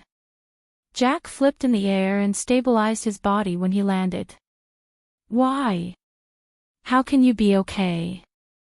Jack's noble phantasm, Merry Ripper, used 4 level D daggers to inflict curse-type damage on enemies with specific conditions. When the conditions were met, there would be a curse effect of resentment. It was said that there were more than 80,000 prostitutes in London slums who were killed and thrown away for the sake of living. There were 3 conditions. Nate, female, fog. If Jack used his noble phantasm when all the conditions were met, the target's internal organs would immediately be pulled out of the body and become a corpse to be dissected. If the conditions were not met, it would only inflict damage, but at this time, every time the conditions were met, the power would also increase. But, big brother and big sister, why are you okay? Jack's noble phantasm was not a dagger attack, but a curse, so it could be used from a distance. That meant it could be targeted from a distance. Even if someone blocked the noble phantasm, the targeted person would be hurt. Jack was a little confused. Even if it couldn't cause a fatal blow to the opponent, it should at least cause some damage. But Jack looked at Wuming. He clearly hit Wuming, but he didn't see any effect. And Joan of Arc, who was behind him, also didn't seem to be affected. How can using a curse on the Mystic Dragon work? Wuming said sarcastically. Mystic Dragon EX, entangled by the so-called curse of being possessed by the Mystic Dragon, cursed as a dragon with huge magical power, basically ignoring all negative effects. The curse of 80,000 abandoned babies is not enough. Wu Ming shouted. And I have resistance to curses. Even if you hit me, it will only cause a little damage, and it can't cause fatal damage to me at all. Joan of Arc, who was holding the holy flag, said. What was needed to defend against the effect of this noble phantasm was not physical defense, but resistance to curses. It happened that Joan of Arc, as a saintess, naturally had resistance to curses, and her level was not low. Surrender, Jack. If you surrender now, I won't kill you. Sigh.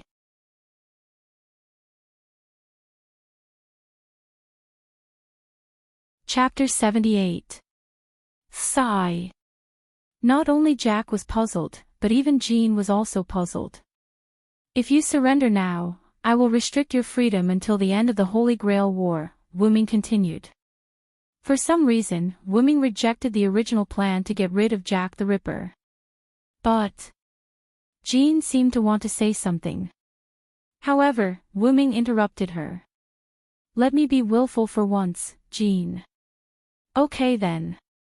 After all, Jean and Cedric were close friends who had gone through life and death together. After thinking for a while, Jean, who couldn't think of a reason, decided to believe in Cedric, who was also Wu Ming. After seeing Jean agree, Wu Ming smiled. Then he said to Jack, how about it? Have you thought about it? Your body hasn't fully recovered yet. It must be very disadvantageous for you to go against us. Wu Ming looked at Jack, whose body was wrapped in bandages, and saw at a glance that Jack's injury caused by Wu Ming hadn't recovered yet. I refuse, big brother, what are you talking about? We are enemies now. Jack's innocent face looked at Wu Ming expressionlessly. Is that so? Is that your answer? Wu Ming closed his eyes and said. Then I will completely defeat you. Wu Ming opened his eyes, and red vertical pupils appeared in his black pearl-like eyes. The shiny silver armor was instantly donned. Wu Ming held his knight's sword and rushed towards Jack in an instant. Jack also came prepared this time. At the moment Wu Ming moved, he also jumped back and threw a child out of the darkness. Wu Ming held the child, looked at Jack who jumped on the roof and began to retreat, and quickly handed the child to Jean. Jean, I'll leave him to you. No problem, don't worry, go after him. After Jean took the child, Wu Ming looked in Jack's direction. Jack jumped onto the roof, looked at Wu Ming, and began to jump from house to house. Meanwhile, Wu Ming stomped the ground with his right foot, releasing a large amount of mana. With Wu Ming's right foot as the center, spiderweb-like cracks appeared on the ground. Wu Ming directly charged into the sky, bursting toward Jack, who was constantly jumping on rooftops. What? Jack felt Wu Ming catching up. He turned around and couldn't help but exclaim in surprise. Jack hurriedly changed directions and jumped into the complicated and narrow residential streets in an instant, sprinting quickly. With Jack's dexterity, coupled with his aura-blocking A's skill, it was reasonable to say that escaping should not be a problem. However, a few arrows were shot from a distance in front of Jack's path. Now, Jack couldn't slow down at all. If he slowed down, Wu Ming would catch up. But if he didn't slow down, the arrow in front of him would definitely hit him. There was a wolf in front and a tiger behind. Jack was on guard against Wu Ming catching up and waiting for him. While holding a dagger, he was ready to cut off the arrows. Just as Jack cut off these arrows, suddenly a special arrow that was twice as fast as the previous arrows burst toward him. Jack was just about to use his dagger to hit the arrow when Wu Ming, who was behind him, shouted, "Don't even think about it." Wu Ming gathered his mana on the meteor's silver sword, held the hilt with a backhand grip, and threw it out like a javelin. Jack knew that he couldn't block this blow, so he could only use his dagger to block the sword's trajectory. Poochie! The arrow that burst out directly shot through one of Jack's legs. Because of the impact of the arrow, Jack's leg was directly broken.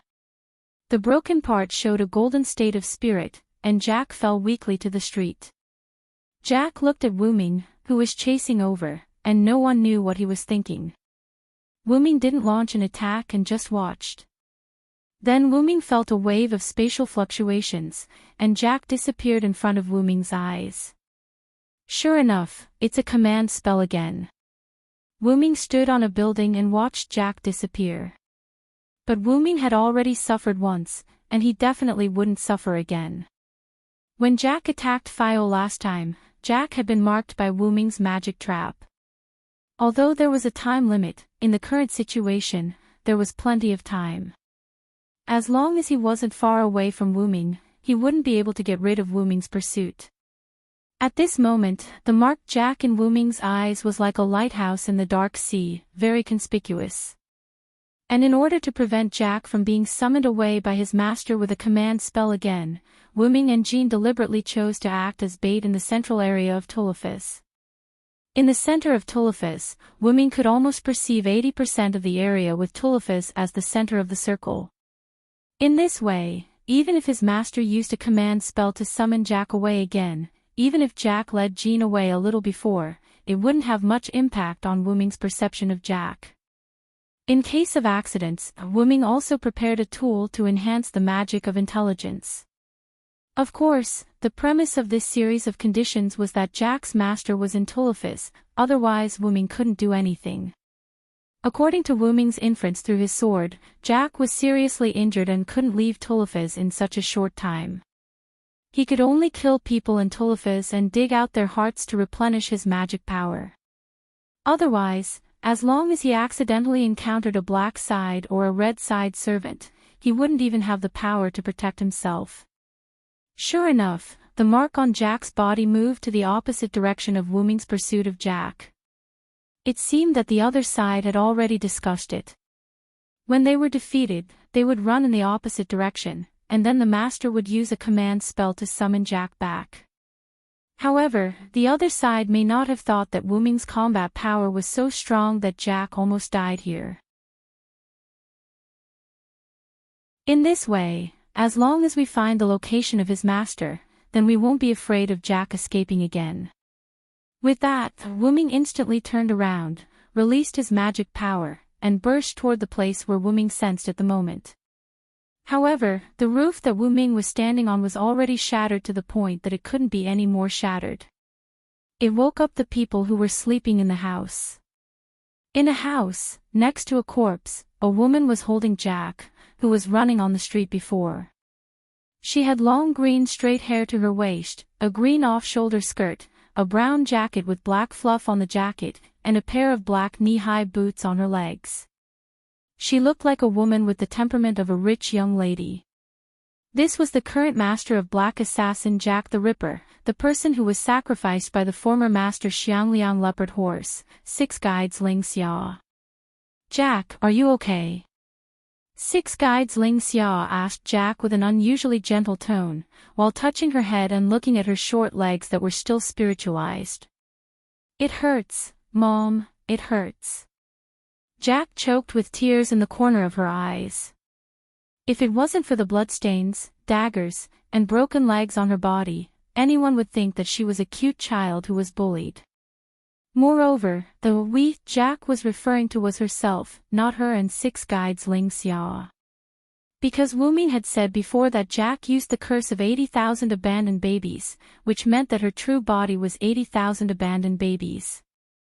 "Okay, Mom will take you out of here."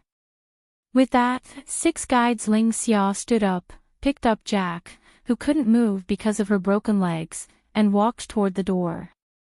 Click, Six Guides Ling Xia opened the door and walked out.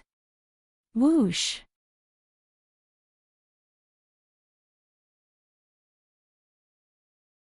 Chapter 79. Puchi. It was the sound of an arrow piercing into a body. Plop. Sixth Guide Reen collapsed to the ground, and together with Jack, she fell. A sharp arrow pierced through the two of them. In the distance, Atlanta maintained her shooting posture and looked at the two pairs of figures that fell in the distance. "Mom! Mom!" Jack laid in Sixth Guide Reen's arms and struggled to raise her head to look at her.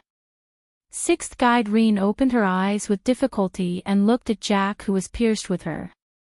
She raised her hand and stroked Jack's face. Jack. It's okay. I'll use the last command incantation. Jack, even without me, you'll be fine. A red light flashed, and the last command incantation in Sixth Guide Reen's hand disappeared.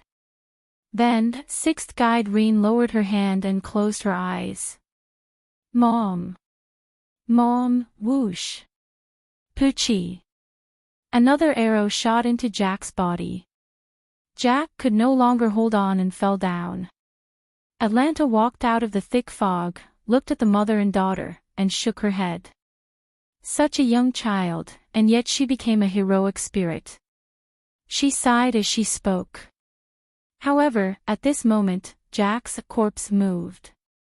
Jack stood up as if nothing had happened, and stood up together with the arrow that pierced her and Sixth Guide Reen. Atlanta quickly jumped back and aimed at her with her bow. Jack turned her body and stood in front of Atlanta.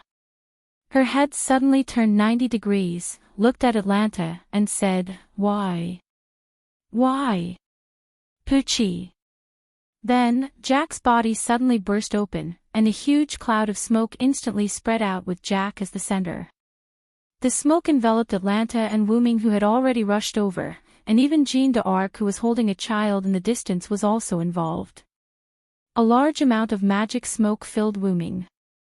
Wooming closed his eyes and used his mind's eye and his magic detection to explore the surrounding environment.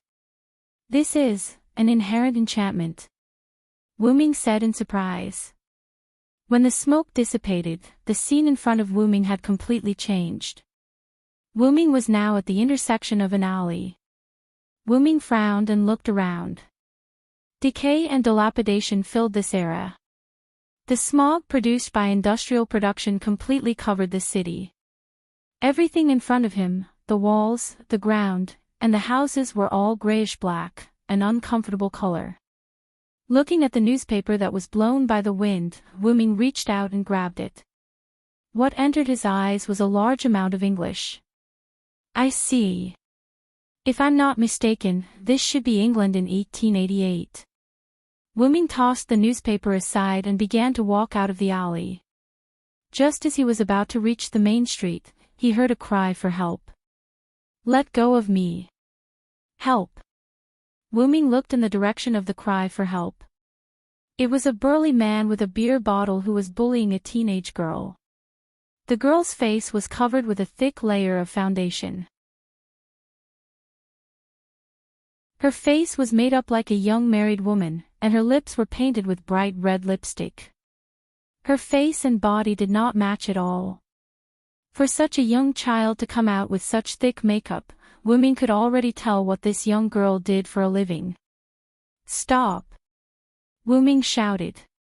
Even if he knew that all of this was Jack the Ripper's imagination, an illusion created by the inherent enchantment, Wooming could not help but stop this scene.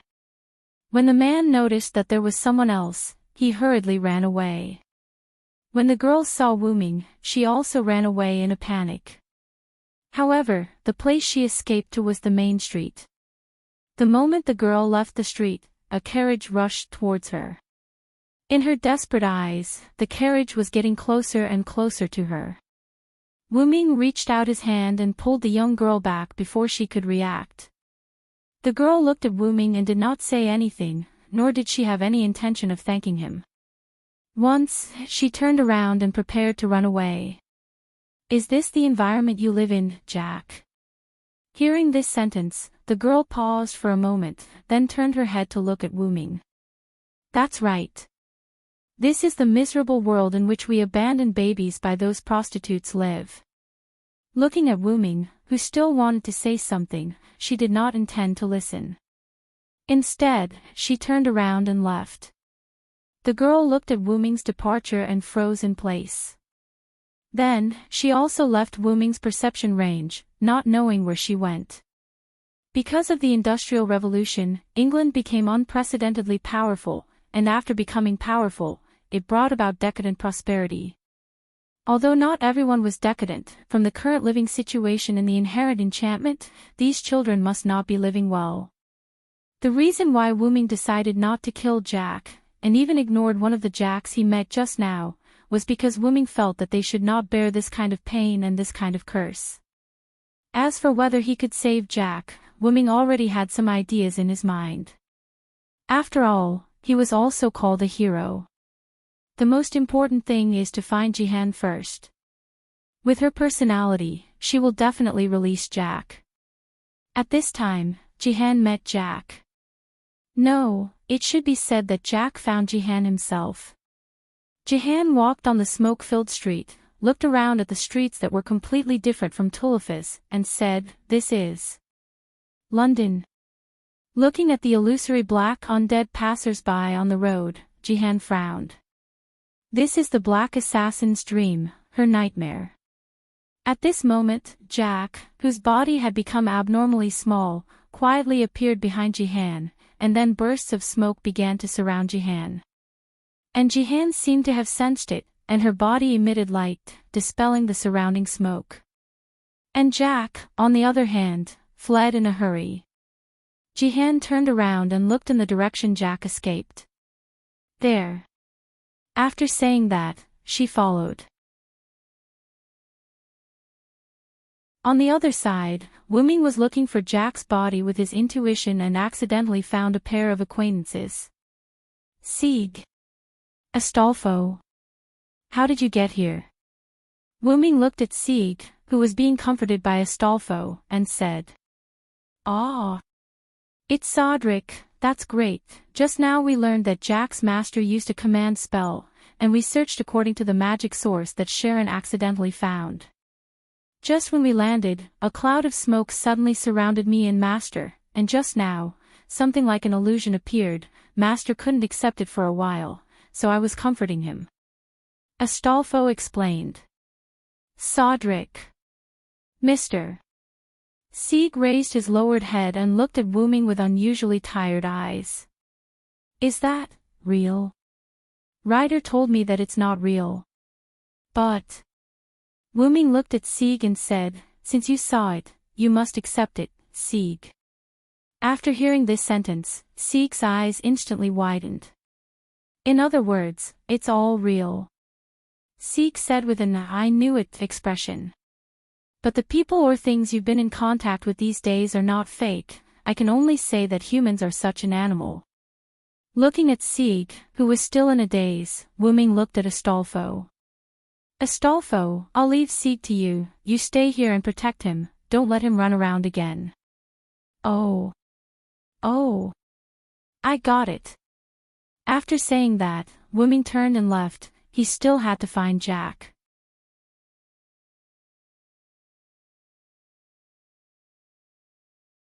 Chapter 80. Joan of Arc chased Jack until a dead end, where Jack could no longer escape. Joan of Arc looked at Jack, who stopped moving forward, and said, "What, you're not going to run anymore?"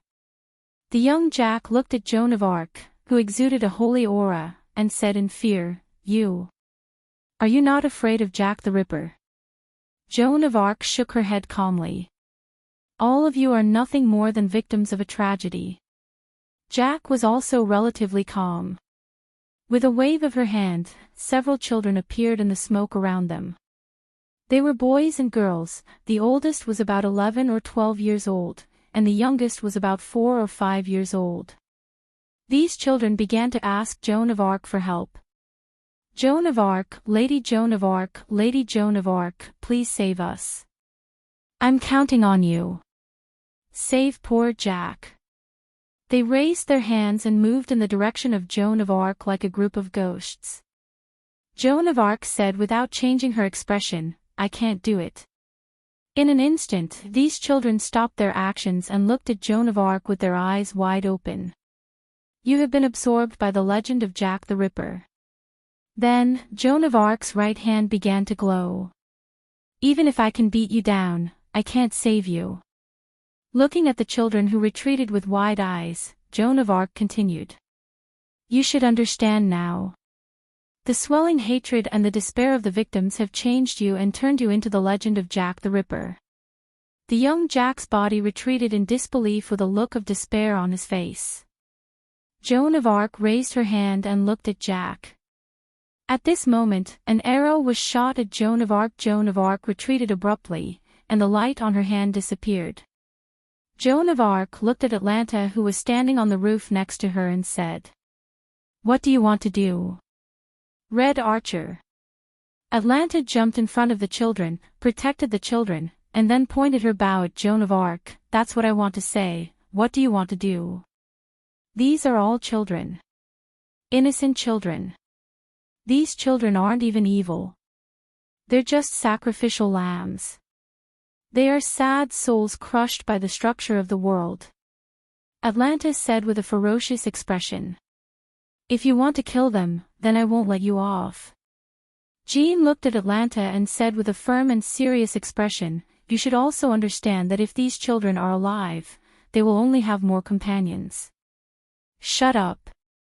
Returning the soul is salvation." "What kind of salvation is that?" Atlanta roared. Then, he shot an arrow filled with anger. He didn't know if it was because of anger or Jean's technique, but Jean just tilted her head slightly and avoided the arrow.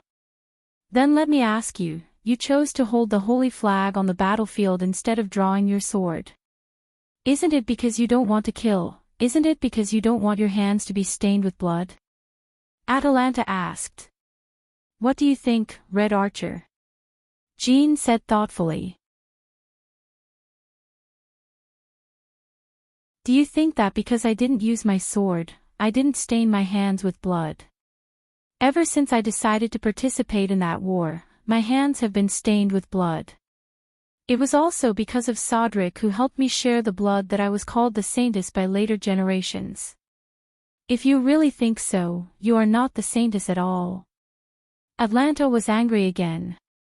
"Because of this, I never thought of myself as the Saintess," Jean said naturally. "What?" Atlanta was a little surprised. "That's right, Atlanta." "Who?" Atlanta's arrow pointed to another place. Wuming slowly walked out of the dark street. "It's you." Atlanta looked at Wuming nervously. After all, Wuming's combat power was not to be underestimated. The Red Side servant saw the Starlight Pillar in the Sky Garden of Semiramis that day. "I'm not some general who saved the country. Those titles were just given to us by our descendants. Just like Vlad, he was slandered as a vampire, and now he really is a vampire. Just like Jack, he was turned into the Ripper. This is the tragedy of a heroic spirit," Wu Ming said to Jack. Jean just wanted to end the war, to end this evil. It was only because the Lord said that Jean couldn't stand it anymore that Jean joined the war. And Wu Ming also joined the army because he was worried about Jean. Jean was more and more like a saintess by the Lord's revelation, but Wu Ming was different. Except for saving the country, Wu Ming had been doing things his own way. Sodric had the adventurer skill, which showed how unstable Wu Ming was. Then Jean spoke again. "This is the world of their memories, just a fantasy born of residual thoughts. Do you want those children to suffer in this ambiguous world forever, Archer? So, please get out of the way." Jean's eyes were full of light, and Atlanta flinched. She put down the bow in her hand. "But I refuse," Atlanta said as if she was holding back. "If I refuse them, if I refuse these children, then who can love them again? Your God." Atlanta looked at Jean fiercely. "I will never let you kill them, ruler." However, at that moment, one of Jack's avatars, the blonde girl that Wu Ming saw before, slowly walked toward Jean. "Is there no other way? Do you really want to kill us?" Jean lowered her head, and the bangs in front of her covered her eyes, making people unable to see Jean's eyes. But in Wu Ming's view, Jean must be very uncomfortable. "Enough, Jean." Wu Ming walked behind Jean and said, "You've done enough. Leave the rest to me. Jean looked at Wu Ming in confusion. It seems that Wu Ming doesn't mean to kill Jack for her. Then what is it? Does Wu Ming really have a way to save these children who have become Jack the Ripper? After that, Wu Ming walked in front of Jean and turned into the blonde girl looking at Wu Ming. You are the resentful spirits absorbed by the legend of Jack the Ripper. Strictly speaking, you are also Jack the Ripper. In other words, you have your own Valhalla. Then, Wu Ming stretched out one of his hands, which exuded a star-like light. The other children began to merge with the blonde girl.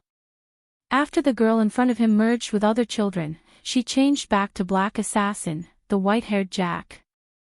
Wu Ming touched Jack's hair with his hand, closed his eyes slightly, and smiled.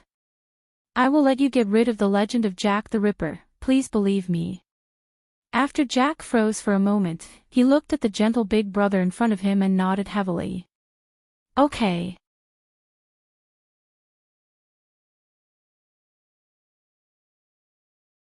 Chapter 81.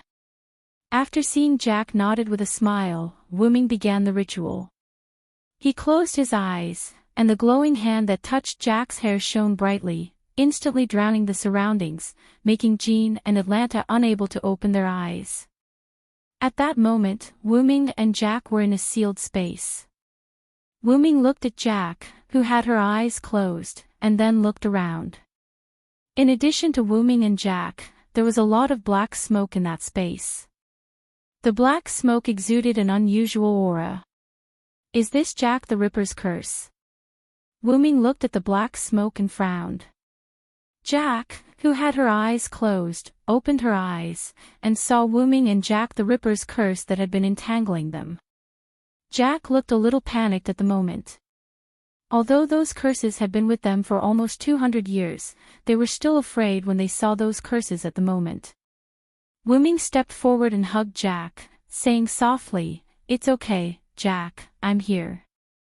Jack didn't know why, but after hearing Wu Ming and the others' words, she calmed down and felt that those curses were not so terrible. Because of resentment, you became a collection of resentment, but because you were absorbed by Jack the Ripper's curse, you had to become Jack the Ripper, unable to reincarnate, and have been cursed. Jack looked at Wu Ming in confusion, not knowing what Wu Ming meant. Wu Ming touched Jack and the other's little head and continued. So if someone takes your place to bear Jack the Ripper's curse, doesn't that mean you're liberated? Jack stared at Wu Ming in disbelief. They already understood what Wu Ming meant. But, in that case, big brother, I will become Jack the Ripper, right? Wu Ming smiled. Don't worry, I'm the demonic dragon, I won't even blink an eye for a curse of more than 200 years. Wu Ming's plan was to absorb Jack's curse into his body by communicating with Jack's soul. In that way, they would just be resentful spirits. Finally, with Joan of Arc's prayer, he could purify the resentful spirits and let them enter heaven or reincarnate. Then, I'll start, little Jack. Wu Ming closed his eyes, and his body emitted a faint light.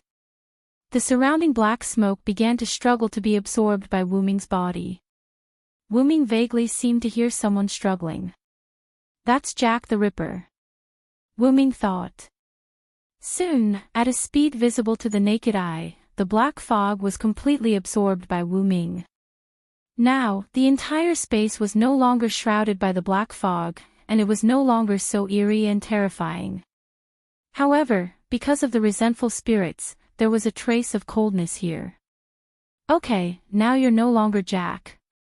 Wu Ming took a deep breath and said to the souls in front of him. Are we really saved? She shed tears and looked at Wu Ming in disbelief. I promise. She hugged Wu Ming excitedly and cried. Thank you. They just kept thanking him, and this was the only way to express their feelings. Then, let's go out. Okay. Outside. When the star-like light emitted by Wu Ming no longer flickered, Joan of Arc and Atlanta opened their eyes. At this moment, they found that they were no longer in the inherent enchantment, but returned to Tolofus. Sieg and Astolfo, who were also swept into the inherent enchantment before, also appeared on the street not far away. As for the dense fog, it had also disappeared. After reacting, both Joan of Arc and Atlanta looked at the place where Wuming and Jack were before. They found that there was only a child with an illusory body beside Wuming at this moment, and Jack's servant reaction had disappeared. I've rescued Jack from Jack the Ripper's curse. Now she's no longer Jack, she's just a collection of vengeful spirits. Wuming explained to them. Then Wuming looked at Joan of Arc and said, Jean, pray for them. At this moment, Joan of Arc was also relieved. After all, if it was just a resentful spirit, as long as it was purified, it could be reincarnated like an ordinary soul. Wuming looked at Atlanta, who was at a loss, and then looked at the liberated Jack and said, What do you want to do? Jack, that's not Jack. Jack, who was no longer Jack, went directly to Atlanta. Hey, Sister Atlanta, thank you for protecting us until the end. We are leaving now to start our new life. Goodbye. Atlanta looked at the child who said so and shed tears. The black fog on her right hand also disappeared at this moment. Atlanta wiped her tears and said to Jack, with a smile, go, I wish you happiness. Then, under Joan of Arc's prayer, Jack turned into a little starlight and disappeared. Before disappearing, Wuming vaguely heard, Thank you, big brother, goodbye, Jack. Then Wuming shook his head again. Obviously, Jack was no longer Jack, and he was Jack. Then, Wuming looked at Atlanta. So, do you have anything to say, Atlanta? Atlanta seemed to have turned back into the famous huntress because some of the curses around her body had disappeared. I have nothing to say. Thank you, Sodric. Atlanta looked at Wuming, her eyes full of gratitude. Atlanta looked at Joan of Arc again. I will beat you down and make you agree with my idea of all children can be saved, ruler. Atlanta was like a hero, challenging another hero. Joan of Arc smiled bitterly. Ah! With a roar, Frankenstein fell from the sky and hammered at Atlanta with a giant hammer. Atlanta dodged nimbly, then looked at Wuming again with gratitude, jumped on the roof, and left. Are you okay? I couldn't find you just now. After a while, the thick fog suddenly disappeared. Berserker, who was sent by His Highness Cowles to look for you, saw the red archer and thought you were attacked, so he rushed up directly, Karen said through telepathy. It's okay. The black assassin has been dealt with. Let's talk about what happened later, Wuming replied. Then Wuming and Joan of Arc, as well as Astolfo, who was supporting Sieg, and Frankenstein, who came to support, returned to Mylnia Citadel. Tolofus returned to its peaceful state. None of the residents here knew that the man-killer fiend incident had been dealt with while they were asleep.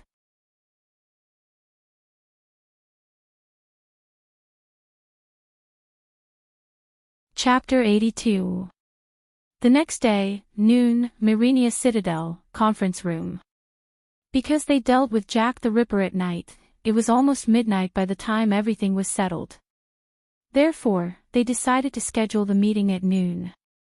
Fiore sat at the head of the table and looked at the people sitting on both sides. Wuming, Jean, Sieg, Astolfo, Collins, Sharon, Gold, Liongielli, and Mordred.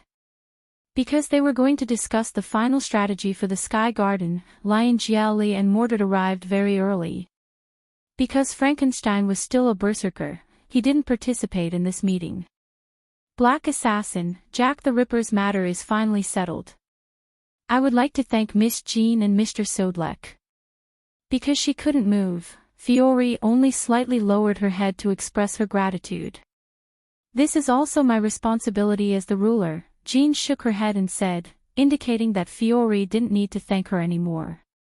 As the offender, I only listened to the words of the ruler. No need to thank me, Wu Ming smiled.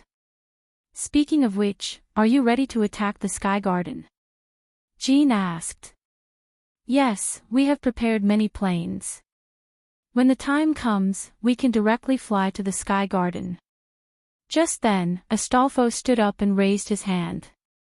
I said, I know how to fly a plane. Let me fly it. Seeing Astolfo's excited face, Wu Ming smiled helplessly. We need more than one plane. It is really inconvenient for you to fly it. The planes are all for magic puppets to fly, Collins interrupted. Astolfo sat down with a depressed face. Although we have prepared many planes, we still lack a trump card. After all, the Sky Garden has automatic magic cannons comparable to the EX level. Therefore, for the current situation, we are still at a disadvantage. Just then, Wu Ming raised his hand. I have a way to directly enter the Sky Garden, but I need to know what the inside of the Sky Garden looks like. Wu Ming's method was Portal Scroll. Currently, Wu Ming was a saber, so he couldn't use Portal Scroll. However, if it was a scroll, after knowing the location, he could open the portal in 3 or 4 days. Then, Wu Ming opened Dragonist and took out a golden scroll. Putting it in the center of the table, Wu Ming began to explain. This is a high-level magic scroll called Portal. It can connect any 2 known locations to teleport magic, provided that you have the images of the 2 locations in your mind. Then Wu Ming looked at Sharon and said, Sharon, if you have been to the Sky Garden and are the teacher of the great heroes of Greek mythology, you should be able to use this scroll, right? Everyone looked at Sharon. Sharon picked up the scroll and carefully observed it for a while, then said, This is a kind of magic scroll similar to Norse mythology. I think I should be able to use it, but I still have to prepare in advance. After all, this is a magic scroll comparable to magic.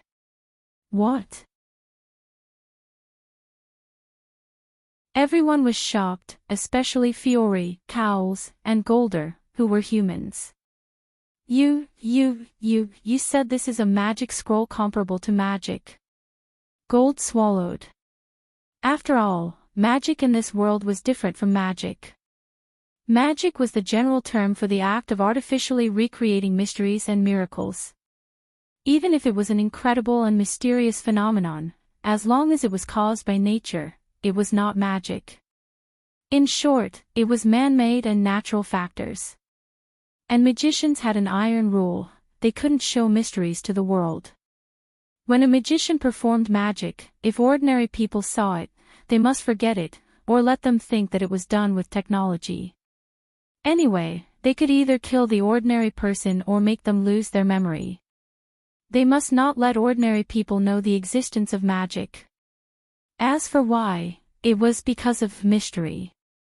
A long time ago, when civilization was not civilized, basically all magic was called magic.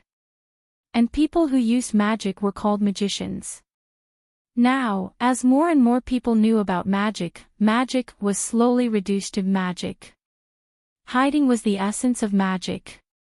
The more people knew and used it, the power of magic would be scattered and weakened. Because magic was the use of power that had been determined in the root, the more people knew, the weaker its power would be. Just like 10 portions of power being used by one person was the same as being used by 10 people. The fewer people knew, the fewer people would use it. That was why magicians tried to avoid magic from being discovered by ordinary people. And there was a clear difference between magic and magic. Magic could be achieved by modern technology, but magic could not be achieved by modern technology. No matter how long it took, no matter how much money it took, as long as it was achieved by modern means, it was magic. For example, Fireball could be achieved by modern technology, and Fireball was magic. For example, time travel could not be achieved by modern technology, and time travel was magic. Of course, the magic Silent learned in Nazarik's underground tomb and the magic of the moon world were 2 different things. They were not the same thing. Yes, I got this scroll when I became a dragon and traveled to other worlds, so judging by the level, it's almost comparable to an A-level noble phantasm. Because of my current rank, I can't use it normally.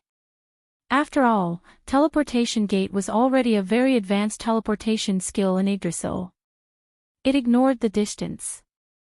As long as the scene in a certain place, it could connect two teleportation gates. There was no limit to the number of teleportation gates, and there was no time limit to the activation of the teleportation gate. It could only be used after reaching a certain level. Then, that's all for the meeting. We just need to wait for Archer to prepare the activation scroll. Fiol said and sighed with relief. That's it. Let's prepare for the battle in a few days. Wuming stood up and said. In the corridor, Wuming and Joan of Arc walked side by side. No one spoke. They all wanted to quietly enjoy this temporary encounter.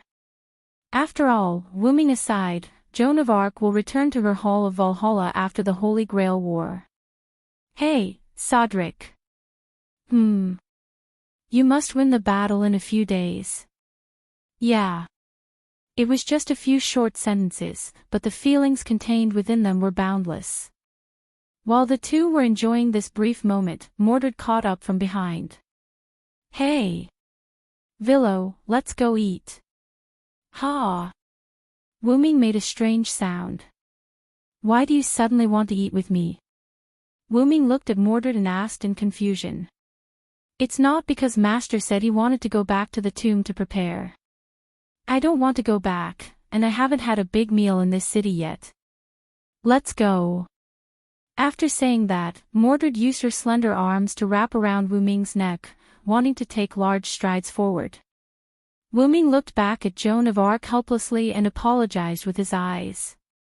Joan of Arc was taken aback, but after she reacted, she said softly, Sodric, enjoy your meal.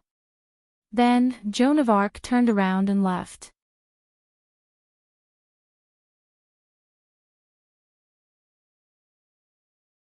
Chapter 83. Mordred dragged Wuming to a restaurant that Mordred said was delicious. Then, under the usual gaze of the restaurant owner, he served Mordred a dozen dishes. Wuming, on the other hand, ordered a few dishes symbolically, and then looked at Mordred, who began to gorge herself, and could not help but mutter softly. Could it be that the Pendragon family are all big eaters? King Yusef is the same. He usually eats a lot, but Leah eats even more. Now Mordred is eating so much. I'm starting to wonder if the Pendragon family has two stomachs. Mordred, who was happily eating, glanced at Wuming, tilted her head and said, Did you say anything? No, why would I? Hurry up and eat. It won't taste good when it's cold. With that, Wuming also picked up the cutlery and began a war of tongues.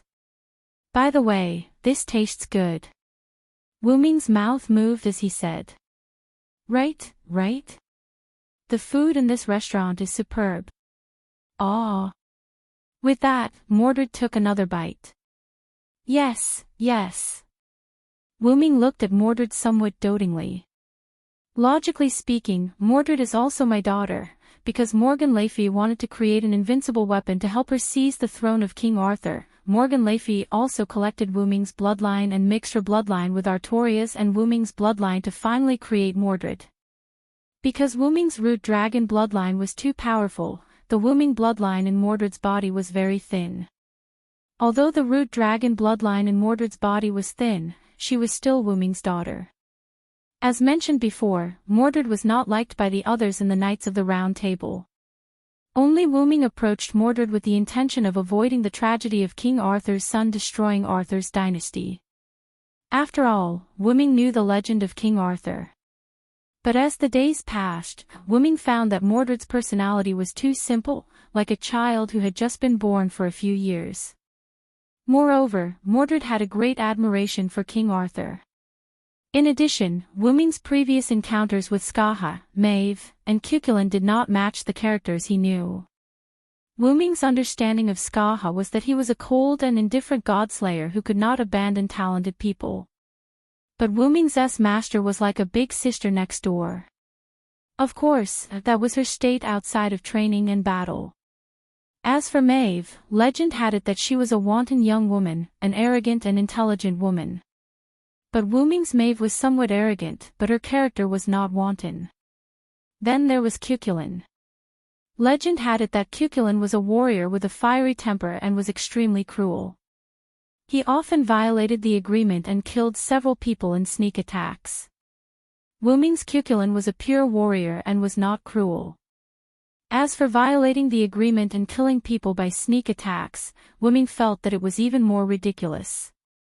Wu Ming's Cuchulain was not that kind of person. This led Wu Ming to seriously suspect that the legends of this world were seriously inconsistent with the legends he knew, so Wu Ming no longer used the characters he knew. Wu Ming began to treat them as unknown people. In the subsequent contact with Mordred, Mordred seemed to have discovered that she had a connection with them, so she often avoided Wu Ming. This led to the relationship between the two of them being good and bad. When they were bad, they would speak ill of each other and fight with each other. When they were good, they would play together and eat together. Although Mordred also wore a helmet when eating, which was worth complaining about. Wu Ming shook his head and looked back at Mordred, who was happily eating, and smiled. What's wrong? Why are you suddenly smiling? Mordred looked at Wu Ming, who was smiling. Wu Ming picked up a fork and took a bite of the beef. Enjoying the juicy beef, he replied absent-mindedly, "Nothing, I just thought of something happy." That's strange. Mordred did not look at Wu Ming and resumed her hunt for food. At this time, the door of the shop was opened and a pair of figures walked in. Mr. Sodrick and Red Saber. Wu Ming and Mordred looked at the door and saw Sieg Astolfo standing there looking at them. Mordred said unhappily, "What's the meaning of and Red Saber? I feel like I'm hooked up with him. Damn it." Despite Mordred's words, she did not get angry and continued eating.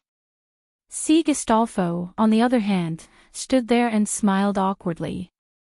Wu Ming immediately said, "Since you're here, let's have a meal together." After a while, the shop owner served the dishes that Sieg and Astolfo ordered. However, Sieg and Astolfo did not eat and seemed to have something to say. "What is it? Just say it." Sieg hesitated for a while and looked at Wu Ming. "Mr. Sodrick, do you think there is a correct existence in human history?" Wu Ming put down his utensils and wiped his mouth with a napkin. "Is it about Jack the Ripper?" "Yes. Although it's not all of human history, but..." Sieg seemed to recall the scenes that he saw in Jack the Ripper's relic, the Dark Mist City. He did not say anything else. "So, Mordred, what do you think about this?" Wu Ming did not answer Sieg directly. Instead, he asked Mordred. "Huh? Why are you asking me all of a sudden?" Mordred raised her eyebrows and looked at Wu Ming. Mordred said as she chewed on the food in her mouth. "Humans are humans. They can be good or evil depending on the situation. At the end of the day, they are just a group of slightly smarter beasts." Then, she picked up a piece of pastry with a fork and put it into her mouth. They will only act under the influence of their own selfish desires. They will forget the kindness they received, but they will never forget their hatred. The value of protecting them is not even worth a copper coin. Mordred did not care about Sieg's eyes that were getting more and more confused. "That's not it. Humans are more interesting this way. That's why Astolfo refuted. However, Mordred did not care and interrupted him. "What about you? What do you think?" Sieg thought for a moment and said. I think I like humans, at least before I knew about Assassin. What about now? I don't know. I always thought that protecting was the right thing to do, but now, Whether this choice is the right one, I don't know. Looking at Sieg, who lowered his head, Wuming smiled. Then, I'll congratulate you first, Sieg. Ah. Sieg and Astolfo looked at Wuming in confusion. Because you have the right idea, Sieg. Wuming looked at Mordred.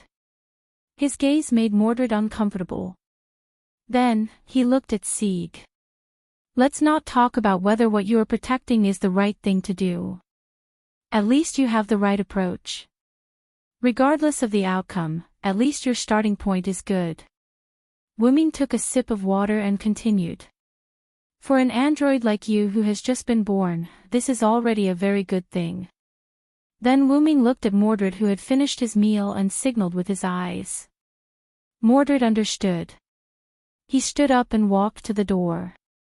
Wuming also stood up. They were about to leave. You still have a lot to learn, Sieg. At least I can tell you that there is nothing wrong with protecting humans, but you have to distinguish between those who are worth protecting and those who are not. Mordred walked out of the restaurant, and Wuming followed closely behind. Wuming also left a sentence for Sieg. Only by protecting what is worth protecting, can you live up to that heart of yours. At this moment, Sieg seemed to understand something, but also seemed to not understand something. In short, he no longer felt as tired as before. Oh yeah, help me pay the bill. Wuming's voice came after he walked away. Then, Sieg and Astolfo fell to the ground and could not get up again.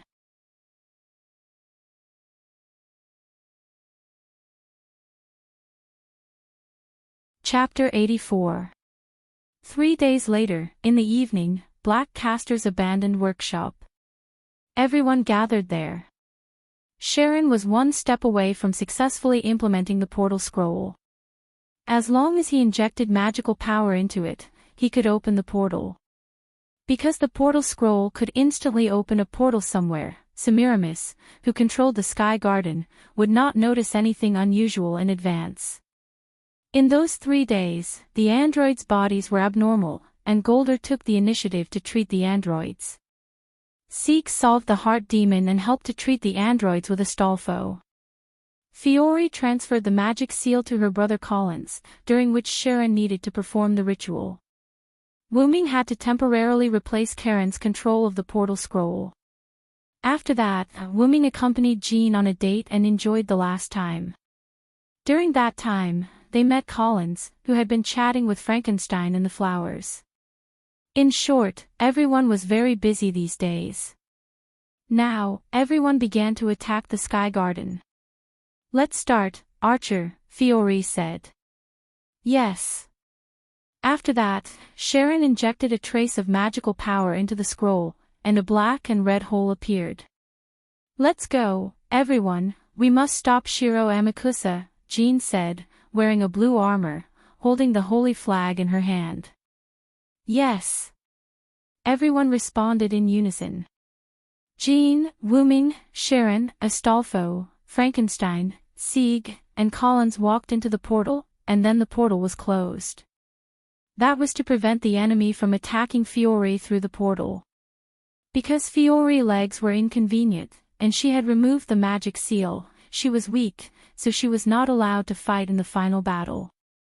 There was also Golder, because his servant, Siegfried, had disappeared, so even if he went, he would not be able to do anything, so he stayed.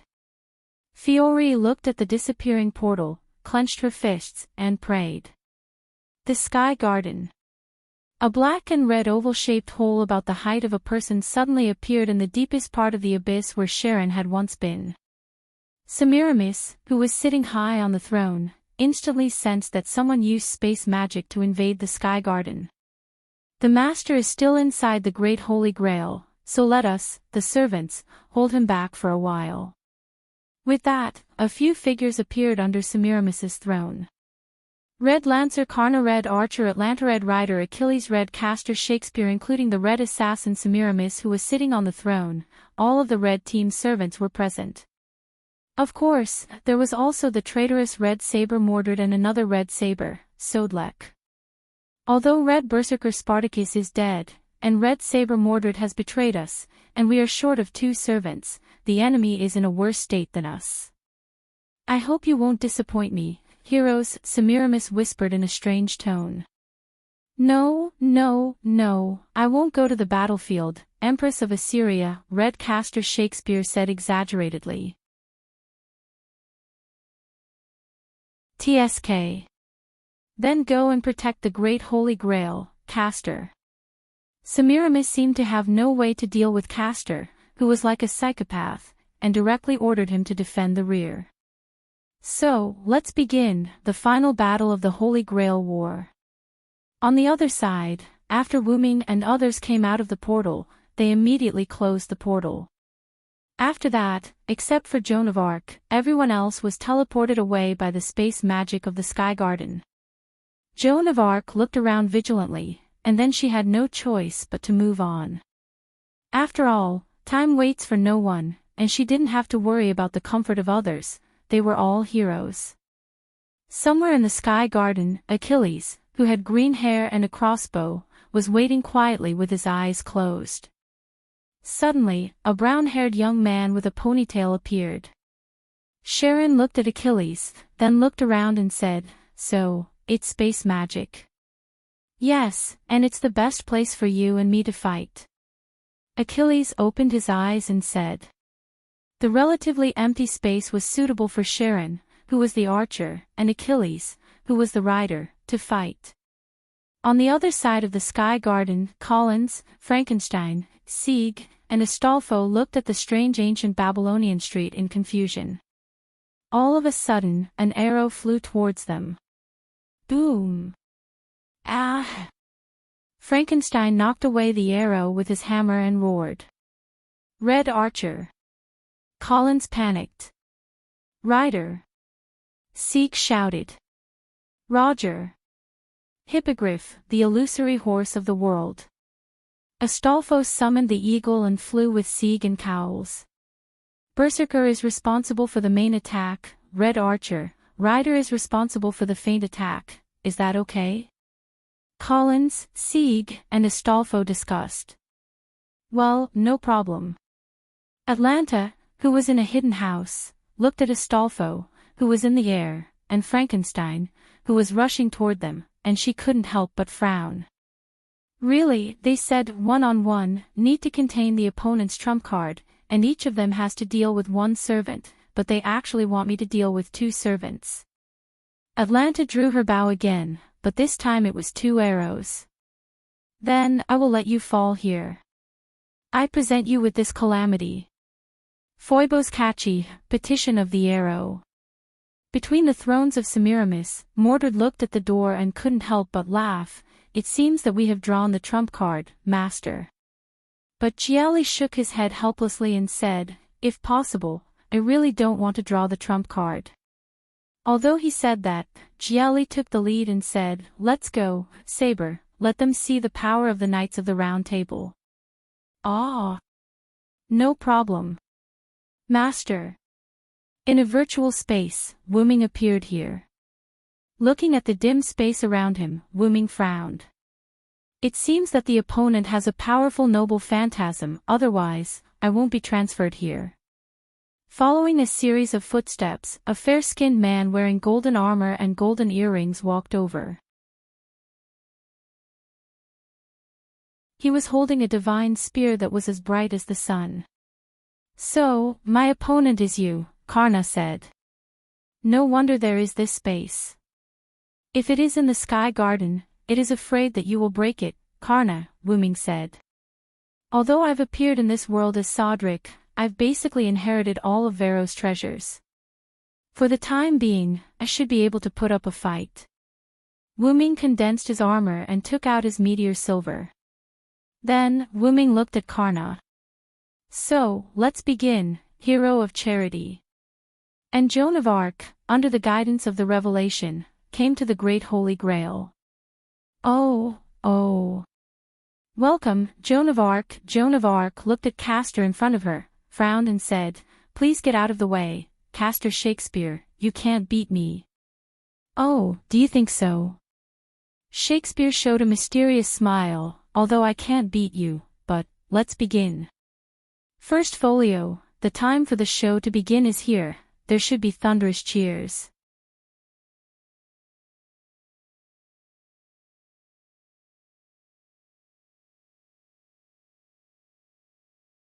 Chapter 85. Achilles and Charon stood facing each other. Achilles explained to Achilles the reason why he had helped Shiro Amakusa Shurjin. The third magic, heaven's feel. So that's how it is. With the power of the great Holy Grail, it is indeed possible to materialize the soul and save the human race. Charon was not pretentious and evaluated the idea from a third person's point of view. That's right. As a warrior, don't you think this is a dream worth gambling on, Charon? Charon. Achilles asked. Why? Why did you choose such a superficial path, Achilles? Charon frowned and looked at Achilles in confusion. Charon was right. This was indeed a very superficial path. The history of the human race is the history of war. I have lost too many friends, too many people I loved deeply. If I can free people from their fate, this is what a hero should do. Achilles looked straight into Charon's eyes, his expression extremely serious. No. That's just arrogance. You don't want to fight against fate, you want to control it. Charon retorted. In response, Achilles was somewhat disdainful. Although that's the case, aren't you still obsessed with your lost immortal body? That's right. Even if I become a legend, as a star shining in the sky, it is still the same. Charon looked thoughtfully at the Sagittarius constellation in the sky. And even though Charon's parents never loved him from the beginning, and his mother even voluntarily became a Linden after giving birth to him, he still wanted to take back the proof of his blood relationship with his parents. Is that so? Even if you become a star, you can't get rid of your fate. This is what a hero is. After saying that, Achilles raised his gun and aimed at Charon. Come on, Black Archer. Ah! Red Rider. Arrows flew, and the tip of the gun surged. The two kept jumping. Sometimes Achilles fought Charon in close range, sometimes Charon opened up a distance and shot at Achilles from afar. But overall, Achilles was at a disadvantage. What's wrong, Achilles? Is this all you can do? As your master, I am very disappointed. Damn it. Achilles dodged an arrow and said angrily. It was normal. After all, Achilles' moves were taught by Charon. Basically, Charon could almost predict what Achilles wanted to do as soon as he moved. Moreover, Charon also had B+ clairvoyance and a mind's eye, true. Clairvoyance B+, good vision. Capture of distant targets. Dynamic vision increased. At the same time, mind's eye, true, can also achieve limited vision. Mind's eye, true insight cultivated through cultivation and forging. It was a battle theory that allowed one to calmly grasp one's own situation and the enemy's abilities while at a disadvantage and find a way out. With clairvoyance, Achilles' heel. Although it was only for a short moment, it was a blink of an eye could decide the outcome of the battle. As Charon's disciple, Achilles naturally knew of his master's abilities. So. Diatrikon Asterlonk, star of the soaring sky. Achilles instantly threw the spear to Charon and activated his noble phantasm. The surrounding space froze. Charon looked at the changes around him and said faintly, so that's your noble phantasm. Yes, this is a one-on-one duel. Unless one side wins, it can't be unlocked. Whether it's time, space, or luck, everything is ineffective here, including immortality and noble phantasm. Only your own power can work here, and if one side loses, the failure will also be transmitted to the other side. Although it's ineffective if the other side doesn't want to fight one-on-one, we are indeed in a one-on-one duel right now, and I believe you won't choose to run away. Sharon replied, so that's how it is. As long as I don't want to run away, this place won't disappear. And if I stay here, my future vision won't work. Then Achilles made a pancreasin pose. Although I didn't want to fight you one-on-one before, it's different now. We have a trump card. Sharon then abandoned the bow in his hand. Since the noble phantasm won't work, I'll use pancreasin too. Sharon and Achilles bumped their fists. I'm Achilles, the son of the hero Peleus. I'm Sharon, the son of the great god Kronos. Then both of them said at the same time, let's fight. Let's fight. The two of them were on the verge of fighting. On the other side, there were colorful ripples in the sky, and arrows rained down from the sky. The places where the arrows hit were as if there was an explosion, and they kept exploding. Sieg, Astolfo, Frankenstein, and Cowles, who were in the arrow formation, could no longer be seen. However, Atlanta, who had released her noble phantasm, did not relax. In her senses, although the opponent's aura had weakened, it did not disappear. Then, streaks of green lightning shot out, destroying the countless arrows that were shot down. Astolfo rode on the eagle and carried Sieg. There were no traces of arrows on their bodies, and even their clothes were not wrinkled at all. Frankenstein, who had rushed forward, appeared next to Cowles. Command incantation. Atlanta said thoughtfully as she looked at Frankenstein, who had disappeared. Frankenstein's body was full of arrows, and his body was broken. Cowles, who was under his protection, was not hurt at all. Berserker. Cowles looked at Frankenstein, who was full of arrows, with an indescribable tone. After seeing the arrows, Cowles immediately used the command incantation to call back Frankenstein, who had rushed over. The Red Archer did not care about Berserker and deliberately set the range of his noble phantasm to his side. He was indeed a hero who left his name in history. Ugh hi! Frankenstein roared angrily as if he was angry that the opponent had attacked his master, and he was angry that he was hurt. Wait a minute, Berserker, let me treat your wound first, Cowles said to Frankenstein. At the same time, Cowles said to Astolfo and Sieg, who were flying in the air through spiritual communication, please ask Ryder to restrain Archer, or else we won't be able to rush over. Understood. Astolfo roared and rushed up with Sieg. Atlanta, who was hiding in the shadows, looked at the eagle rushing over from the sky and immediately drew her bow. After drawing the heavenly bow to its fullest, the rank a powerful arrow was shot out. Atlanta's noble phantasm, heavenly bow, could be strengthened to A level after fully drawing the bow. Astolfo knew the power of that arrow, so he did not choose to take it head-on, but chose to dodge.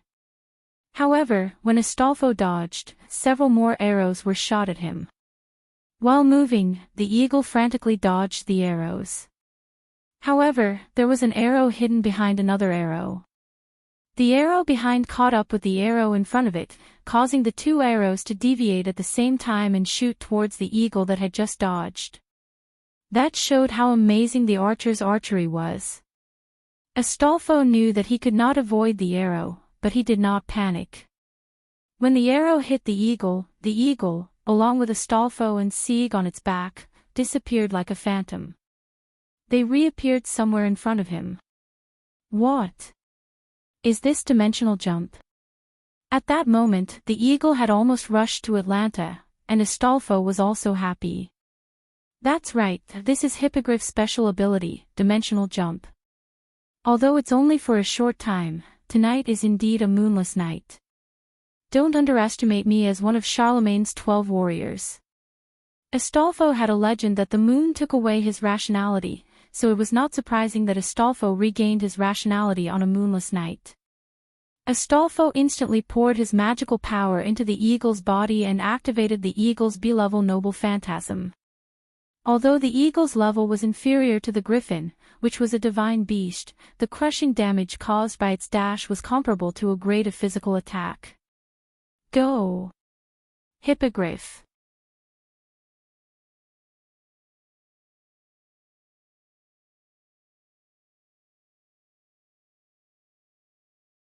Chapter 86. In the room where the Assyrian Empress Semiramis was located, Semiramis was waiting for the intruder outside the door while thinking about the other servants' battles. As for the battle between the servants on the other battlefields, they might not have the confidence to win, but the red side servants had a great advantage over the black side servants. Although Karna said that he would not care about the others if he saw the black saber was already dead, so there was no problem. Although Atlanta was weaker than Karna, her opponents were Rider Astolfo and Berserker Frankenstein. Even if she couldn't win, she could still restrain them. How dare a brat talk back to me? If it was the red saber, he could deal with her. It would be uncomfortable if he didn't see her desperate face. As for Achilles and his master Sharon, Achilles promised that he would win, but even if he didn't win, it would be fine. After all, there was still Karna, and the master's words were about to come out. And Shakespeare's noble phantasm was restrained by Joan of Arc, so there was no need to worry at all. So it was about time. Semiramis finished thinking and looked at the door in front of her that opened automatically. A ferocious uncle with sunglasses and a non-mainstream girl walked in. She smiled. "Oh, there's actually someone guarding the house. You're really obedient, assassin." Mordred directly mocked her. Semiramis instantly changed from smiling to gnashing her teeth, but on the surface, she was still polite. "You're a bit arrogant for someone who has never sat on the throne before. What are you talking about? I'll just kick you down." Hearing Mordred's words, Semiramis couldn't help but smile. Then she smiled and said, "The reason why I use space teleportation to lead you here is that I want to personally teach you how to talk." Semiramis waved her hand, and several pipes stretched out from the surrounding walls, spraying a kind of lavender mist. At this moment, Mordred also noticed that the door was beginning to close. "It's a trap. Master." In an instant, Mordred roared and kicked the lion out of the door that was about to close. And because Mordred didn't use much strength, the lion quickly landed, and then quickly threw a crystal to Mordred, who was still in the room. The door closed. "Damn it. Saber, come to my side." One of the 4 command seals in Lion Jiali's hand disappeared, but the command seal's effect didn't happen. "What? The command incantation won't work anymore. I have some understanding of command incantations." Semiramis' voice suddenly sounded. She continued, "Although the time is short, I can also interfere with the master's contract with the servant, including command incantations." Damn it. Jiali the lion could only wait anxiously outside the door. Let's hope that Sodric's item is effective. Inside the door, the space was filled with a faint poisonous fog. Mordred put on his armor, and at the same time, he immediately poured a trace of magic power into the crystal that Lion Jiali threw in. In an instant, the power of the crystal enveloped Mordred, making the poisonous fog around Mordred unable to invade. What? This time, it was Semiramis who was shocked. What kind of item is that? It can actually block my poison. Mordred held the crystal that was emitting a faint light and said softly, "You've helped a lot, Villo. I'll treat you to a drink." This item was the one that Wuming gave every participant when he knew Semiramis' real name. At that time, Wuming said, "Semiramis is the most ancient poison killer. We are going to enter the poison killer's noble phantasm, so we have to be careful. Especially Sharon, if he falls into her trap, he'll be finished. But the rest of you, don't be careless. This crystal is an item that is used to resist poison. Just pour a trace of magic into it and it can be activated. Carry it with you, just in case." Mordred gave the crystal to Jiali. Mordred said that it was too much of a hindrance to carry it, and that it would be used when the time came. Jiali the lion threw the anti-poison crystal into the door before it closed. Wuming also judged the level of the Yggdrasil, world tree, item in the moon-shaped world. World-level items were classified as EX, God level items were classified as A, legendary level items were classified as B, holy relic items were classified as C, heritage level items were classified as D, and the highest level items were classified as E. What do you think? Vicious woman. What other tricks do you have? Use them all. Mordred opened her helmet and put the crystal into her mouth. The crystal was not very big, and it just happened to fill her mouth. Then, Mordred closed her helmet and rushed toward Semiramis. Tisk! Semiramis spat in displeasure. She then activated a magic array around herself. The magic circle shot out countless magic bullets and magic lasers. Mordred dodged the magic lasers and used her sword to disperse the magic bullets. Then, she ran toward Semiramis. Following an even bigger magic circle, a huge beam of light swept towards Mordred, producing a large amount of flames. Mordred rushed out of the flames and shouted, "Is this all you've got?" Semiramis smiled. Then, several magic circles appeared, and several chains made of poisonous fog shot towards Mordred. Because she was in the air, Mordred could not dodge and was instantly entangled by the chains. Semiramis controlled the chains to swing Mordred around wantonly. Then, she smiled and said, "How does it feel to be a little bug?" Mordred cut off the chains and jumped to the ground. She instantly released her magic and rushed toward Semiramis, who was sitting on the throne, like a red lightning bolt.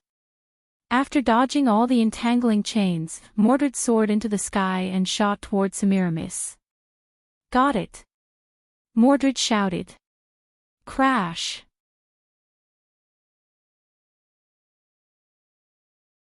Accompanied by the sound of rattling chains, Mordred was firmly entangled by several chains. The tip of her sword was still a few centimeters away from Semiramis, but these few centimeters were like a natural moat that couldn't be crossed. "You'd better return to the audience." Semiramis chuckled. A large amount of water burst out from her side and washed Mordred to the ground. A huge green fish that looked like a loach appeared from the water and rushed towards Mordred. As the daughter of the fish god, Semiramis had the ability to summon the divine fish of the gods. It opened its mouth, which was as tall as two people, and bit down viciously at Mordred. Mordred blocked its mouth with her sword and gathered red lightning in her other hand. She then shot it out and killed the divine fish. A large number of divine fish appeared from the water and tried to bite Mordred. Mordred held her sword with both hands and gathered her magic on the sword, causing it to emit red lightning. Finally, she released the lightning and killed the divine fish. Mordred had learned her lesson this time. She did not get close to the divine fish and activated her relic. Clarent, Blood Arthur. Suddenly, the hall was covered by red lightning. On the other hand, in the battle space that was specially designed for fighting, a flame and a meteor kept colliding in the air. Karna and Wuming were fighting fiercely. The entire space was almost destroyed. There was not a single piece of undamaged ground. Karna sometimes fought Wuming in close combat with his superb martial arts skills. Sometimes, he would use his relic to attack Wuming. Brahmastra, Brahma, cover the earth. On the other hand, Wuming was constantly fighting against Karna, constantly activating his noble artifacts to fight back. Silver. The hot spear tip and the surging sword tip were fighting each other. They were evenly matched. "No wonder you're a Villo of the Knights of the Round Table, the strongest knight," Karna said. "You flatter me, Karna. But I'm Sodric now, so don't be mistaken." Wuming stood not far from Karna and said, "You can't use all your abilities as a Villo now, right?" Karna suddenly asked. "Although I can't use all my abilities as a Villo, I can use all my abilities as a warrior. Do you want to try, Karna?" The two of them looked at each other with a faint smile on their faces. "Then I shall show you my hidden noble artifact, Brahmastra Kundala. Come on, Silver." A flame and a meteor collided. The two energy beams fell into a silent zone. Then, like a nuclear bomb exploding, a huge mushroom cloud burst out from the point of contact between the relic and their weapons.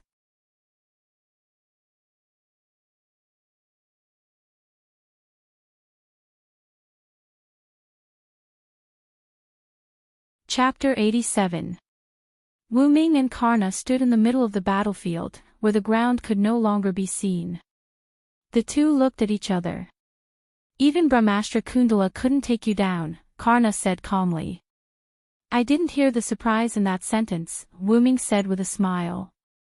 Karna just shook his head and said, you can block my Brahmastra Kundala, which means you are indeed the legendary British silver dragon Villo. Then he said, it seems that Sodric, the General of Salvation of France, is not you. No, it's your other identity, Villo. Wu Ming obviously noticed that Karna had a special skill, and he already knew that he was both Sodric and a Villo. Poor man's insight, the ability to see through the other party's character and attribute, and not be deceived by verbal excuses and deceit. I once had the honor to ask the weak about their life and value, so I have the ability to see through the other party's character and attribute, Karna explained. You are not an evil person. In that case, the rumor that the Villo who transformed into the demonic dragon possessed Sodric is a rumor. No, it should be said that the Villo and Sodric are the same person, so the rumor is also correct. Wu Ming couldn't help but praise, as expected of Karna, the hero of charity. Yes, I am both Sodric and a Villo, but I am now summoned as Sodric, so I only have Sodric's skills and noble phantoms. Karna said, then, in order to show my respect, I will give you my strongest attack.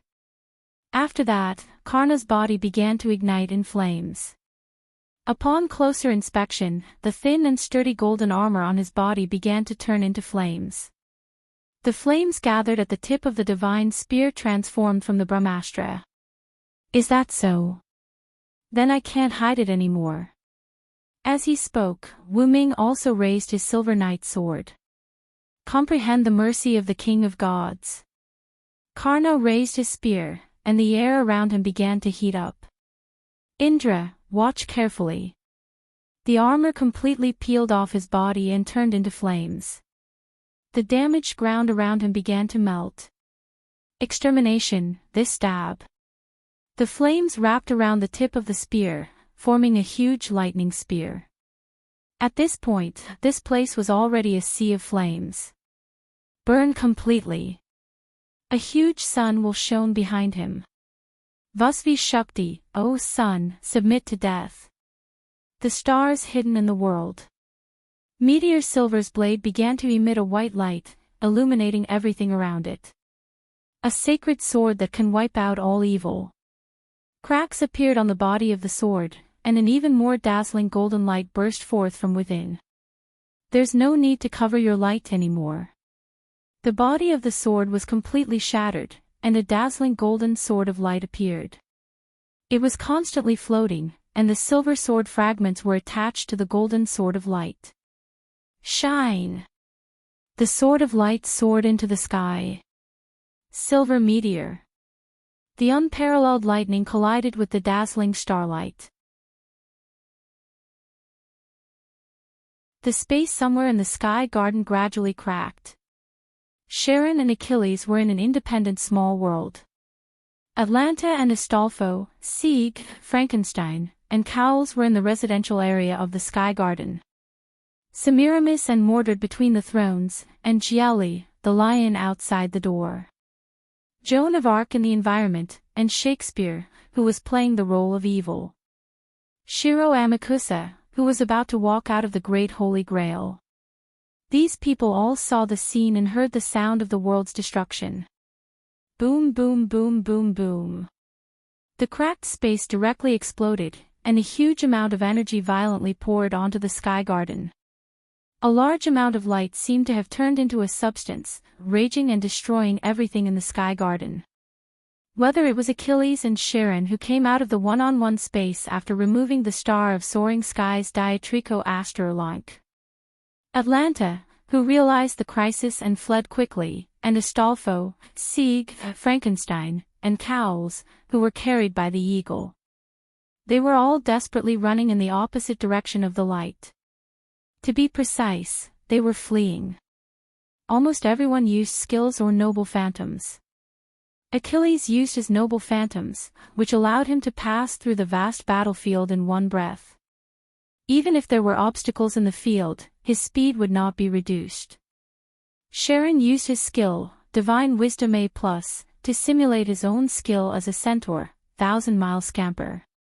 Divine Wisdom A+, except for the hero's unique skills, almost all skills, limited to ancient Greece, can be played with BA level proficiency. 1,000-mile scamper A has endless stamina for long-distance movement, and the agility parameter temporarily increases rapidly. It can also play the effect of increasing the endurance and strength parameter when running at full speed. Atlanta used her skill, Crossing Arcadia. Crossing Arcadia B can move across all obstacles in the field, including the enemy. Because on the edge of crisis, Atlanta did not use another skill, Aesthetics of Pursuit.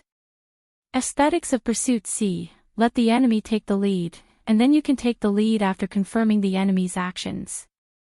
Although the enemy ran first and she would overtake the enemy first, Atlanta did not dare to use this skill when the light behind her was spreading rapidly.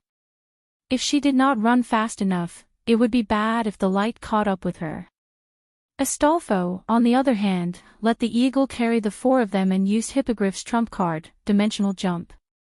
Dimension Jump, after releasing the true name, the eagle and its rider will switch into a blurry posture and disappear when the eagle screeches. It can escape all forms of observation in the world, and even reappear in other places. This ability could be called a bug-level ability, saving the lives of the four of them. No one knew how long it took, the light disappeared, and the original huge sky garden disappeared directly.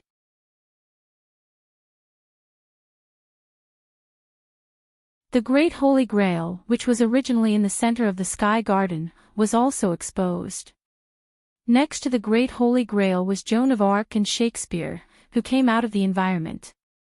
The hall in the center of the throne was also exposed, revealing Semiramis, Mordred, who was covered in blood, and Gielli, whose body was pierced in many places. Everyone, whether they were servants or masters, looked at the huge sky fortress that was missing half with a trembling mind. Even Fiore and Gold in the distant Mylnia fortress noticed the magical anomaly of the Sky Garden. Semiramis had a special skill of double summoning, and she also had a caster class. As the noble phantoms of Semiramis' magic workshop, Hanging Garden of Babylon, evolved from the beliefs of many mistaken believers, so it was named Vanity. Because of that, the conditions to activate this noble phantoms were quite harsh. Not only did it require the wood, stone, minerals, plants, water, and other materials from the ruins near Iraq's capital, Baghra, where Semiramis lived, but it also required 3 days and 3 nights of non-stop chanting to complete it. It was really 3 days and 3 nights, that is, 72 hours. And now, this magnificent building was about to disappear once again.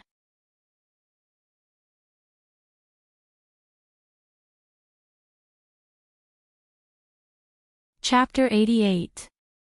Before that, Joan of Arc, who arrived at the Great Holy Grail earlier than anyone else, encountered the biggest irony in history. Oh, oh, oh, oh. Joan of Arc, welcome to my stage, exclaimed Shakespeare, in a strange whisper, from Joan of Arc's environment. Joan of Arc looked at the changing scene around her and frowned. This is my hometown, Domremy. Joan of Arc looked at her clothes that had changed into a village girl style and looked at the small village not far away. Jean. A gentle female voice came. Joan of Arc turned to look at the source of the voice. Mother. Joan of Arc was a little surprised. She didn't expect this environment to be so realistic. Why are you called a witch and burned to death? Why? Jean. Joan of Arc's mother cried and crawled on the ground, her hands holding Joan of Arc tightly. Come back to the village with me, Jean, don't worry about other people anymore. Joan of Arc's mother pleaded. But Joan of Arc didn't pay attention to her mother, not because Joan of Arc was unfilial, but because the environment in front of her was just created by Red Caster Shakespeare. Red Team's caster, are you satisfied with this? Jean said calmly. Then Shakespeare's voice sounded in the air. No, the drama has just begun. Let's begin the second act. When Shakespeare's voice fell, Joan of Arc found that there were two curtains in front of her, like the curtain on the opening and the closing stage. One opened. When the curtain opened, the scene in front of Joan of Arc changed again. Joan of Arc stood on a high ground, holding the holy flag in her hand, commanding the French soldiers behind her to rush to the British enemy. For a time, the entire battlefield was covered with blood, and a lot of lives were constantly lost. Some people begged for mercy, but they were still killed. In an instant, Joan of Arc was full of dead bodies. It's covered with blood, Your Highness Saintess. Shakespeare's voice sounded in the air. However, Joan of Arc didn't have much of a reaction to this. It's useless to show me anything. Joan of Arc then raised her hand and looked at it. Since the hands of those who follow me are dirty, then my hands are dirty, and I have never felt fear of this. Suddenly, as if a corpse had come back to life, a gorgeously dressed corpse suddenly sat up, but that face was Shakespeare's. He looked at Joan of Arc and asked, "Then, let me ask you as the representative of Charles VII."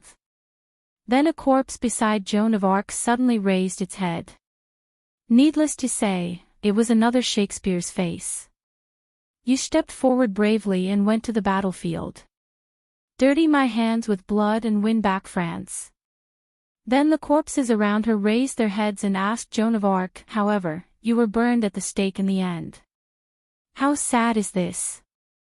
In my opinion, this is betrayal, tragedy, despair. Even so, do you still believe in the Lord? Do you still think that fighting is meaningful?" However, Jean still turned a blind eye to these and replied calmly, "Of course. My death is a fate that I have never escaped." Then Joan of Arc raised the holy flag in her hand and said, "Since I raised this flag, I have lost the right to die peacefully in my hometown." For Joan of Arc, who was not affected in the slightest, Shakespeare was not disappointed. One of the corpses snapped his fingers, and the scene changed. Joan of Arc looked at herself in a prisoner's uniform, her hands were handcuffed, and the handcuffs were connected to this rope. She was led forward by a knight riding a horse in front of her. In this way, how could Joan of Arc not know where she was now? What a bad taste, Castor. Joan of Arc said sarcastically to Shakespeare. No, no, no, this time it's not you, Lady Saint. The knight riding the horse in front turned back and looked at Joan of Arc. Sure enough, it was another Shakespeare's face. Shakespeare pointed to the front, and Joan of Arc looked in the direction he pointed. Joan of Arc's pupils shrank slightly. Sauterlech. Yes, it was Joan of Arc's childhood friend, General Sauterlech, or Wu Ming, who was burned at the stake in this illusion. Wu Ming's eyes were lifeless as he was tied to a pillar by iron chains. The flames around his body were burning fiercely. Joan of Arc hurriedly ran over, but when she was still a certain distance away from Wu Ming, she was pulled by the rope in her hand. Why? Why didn't you burn me? Joan of Arc hurriedly asked a priest standing under the execution platform. The priest looked back at Joan of Arc with Shakespeare's face, took out his noble phantasm, and replied to Joan of Arc, "The fantasy constructed by my noble phantasm is your memory, that is to say, the death of General Sauterlech is your idea, Saint Joan of Arc." Shakespeare's last words hit Joan of Arc's heart, and she began to panic. No, no, how could it be? Joan of Arc couldn't help but think of the scene where Sauterlech rushed to her with wounds all over his body and was burned to death with her. Is it really me? And Shakespeare said like a kidnapper, "Yes, yes. It's all your fault." At this moment, an incomparably terrifying magical power came this way in Shakespeare's perception. Because this magical power was so terrifying that even Joan of Arc, who was in the illusion, noticed it. The illusion where Joan of Arc was shattered like a mirror, and it instantly shattered. What? My noble phantasm is actually... Outside, Shakespeare and Joan of Arc still stood in place. However, on the other side of the hall, the originally gorgeous hall suddenly lost a piece, revealing a vast sky. This magical power is Soderlek, Joan of Arc said.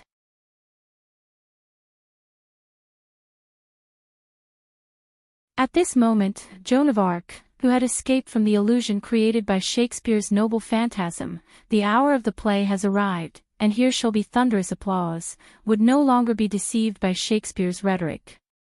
In comparison, at this moment, Shakespeare had lost his noble phantasm. Subsequently, the floating fortress, hanging garden of Babylon, which had lost half of its power, had completely lost its ability to float. Although the central area had been slightly damaged, this little bit would not be of any help to the Sky Garden, which had lost half of its floating ability. The reason why the floating garden could float was because of the inverted magic inside. Whether it was water or plants, they would flow and grow in the opposite direction. The water would flow from top to bottom, and the plants would stay from bottom to top. At this moment, in the central area with the Great Holy Grail, a large amount of water began to fly to the sky. After leaving the magic range of the floating garden, it fell to the ground. Not only the water, but a large number of broken buildings began to fall to the ground. The remaining half of the floating garden was also on the verge of collapse, slowly falling to the ground. It was getting faster and faster until it fell to the forest below, making a sound like an earthquake. A large amount of smoke and dust rose to the sky, and it lasted for a long time.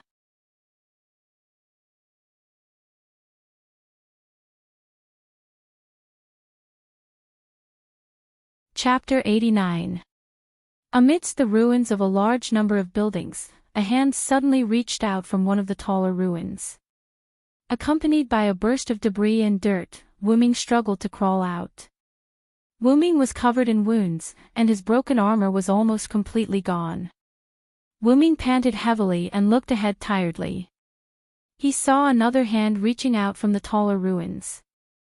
However, compared to Wuming who struggled to climb out, this figure was more illusory and weak. After getting out of the ruins, he half-squatted on the ground. Karna could no longer stand. After all, compared to Wuming who did not sacrifice any defense, Karna had stripped off the armor that was connected to his skin to form Karna's most powerful noble artifact, Sun Wheel, Obedient Death, Vasvi Shakti. In the Hindu mythological narrative Mahabharata, Karna was willing to strip off his armor and give it to the Thunder Emperor Indra because he knew that he had been tricked. Indra was moved and gave Karna a divine spear that could kill everything with one hit. The noble artifact that evolved from it became Karna's strongest defense and received a certain degree of damage to obtain his most powerful attack. However, because his body was already damaged and had no defense, under the aftermath of the collision between Sun Wheel, Obedient Death, Vasvi Shakti, and Meteor Silver Meteor, Karna's injuries were more serious than Wuming's. Even his spirit core was slightly cracked. Cough. As expected of the legendary knight Vilo, Saranthed. What a beautiful attack, cough cough cough. Karna said to Wuming with a weak smile. It was obvious that Karna was having a good time even though he was in a terrible state. Wuming also smiled happily and said, "You don't have to flatter me, Karna. If it weren't for the fact that the virtual space we were in prevented the explosion from spreading, you wouldn't have been so badly injured." Wuming was right. Because the virtual space was comparable to an inherent barrier, the aftermath of Wuming and Karna's noble artifacts did not cause it to explode. As a result, the aftermath of the explosion caused secondary damage to Wuming and Karna, which was why they were in such a sorry state. It was like comparing the damage caused by a bomb exploding in a narrow room with the damage caused by an explosion in an open space. Wuming was not so bad. Although he was not in his true form, he still had the protection of his incomplete dragon scales, so his spirit core was not damaged. However, he was still injured. Cough cough. I've heard of the Star Holy Sword X Silver. Now that I've seen it, its power is indeed extraordinary. In the face of Karna's praise, Wu Ming felt a little helpless, and blushed inwardly. After all, Wu Ming did not have this noble artifact in the first place. Wu Ming, who was in the real world of Wu Ming, did not have this noble artifact. Even Wu Ming, who was in the real world of Villo, did not have this noble artifact.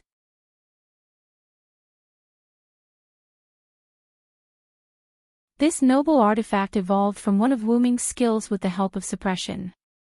Miracle, legendary. Dragon, legendary. Miracle, legendary.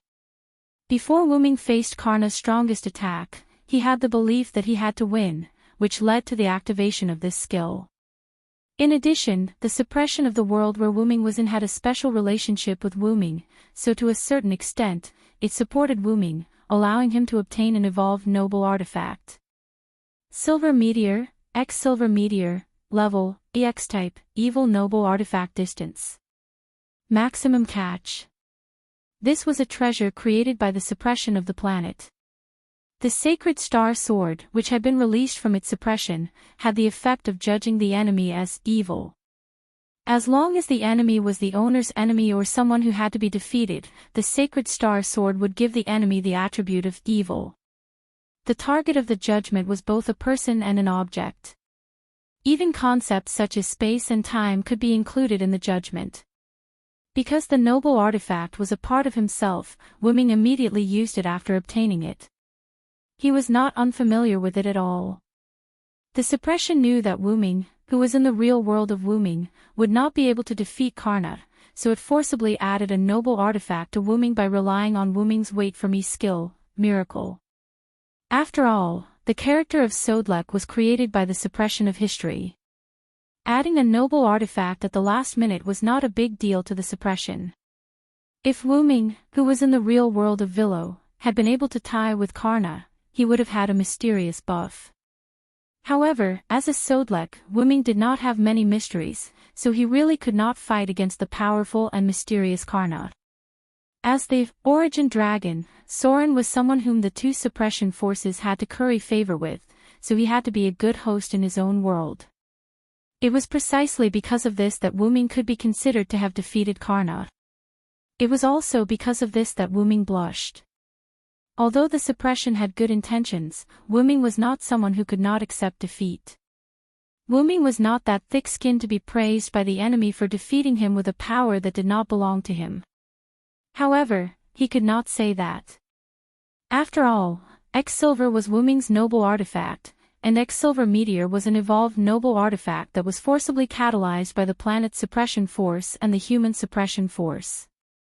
Even without the suppression force's interference, Wu Ming's X Silver could still evolve into X Silver Meteor or an evolved noble artifact that was as powerful as X Silver Meteor. This was also the reason why Wu Ming did not hesitate to use X Silver Meteor. It would be his sooner or later, so it did not matter if it was earlier or later. After all, Wu Ming was not a heroic spirit that could not grow. Wu Ming himself could grow, including a part of his noble artifact.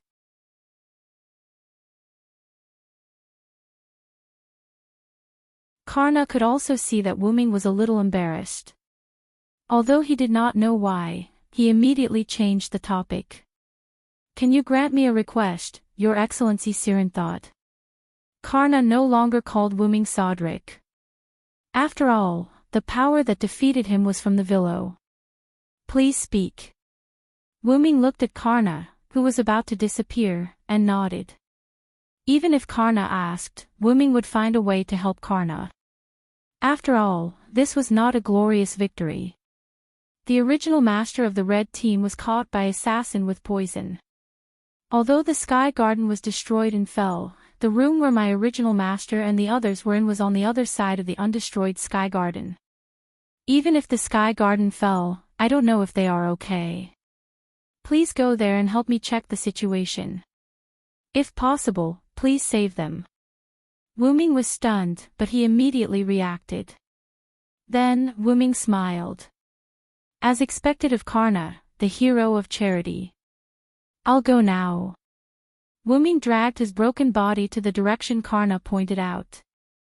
Karna, who stayed in place, turned into light and disappeared after his spirit core was completely shattered. You're tuning into the LoveLore Library YouTube channel. We're so grateful for your support, and don't forget to subscribe to join us on this incredible journey through captivating stories. Your generosity through donations truly makes a world of difference, as it's the primary source of revenue that allows me to expand and enhance this channel for you. Thank you from the bottom of my heart for being a part of this adventure.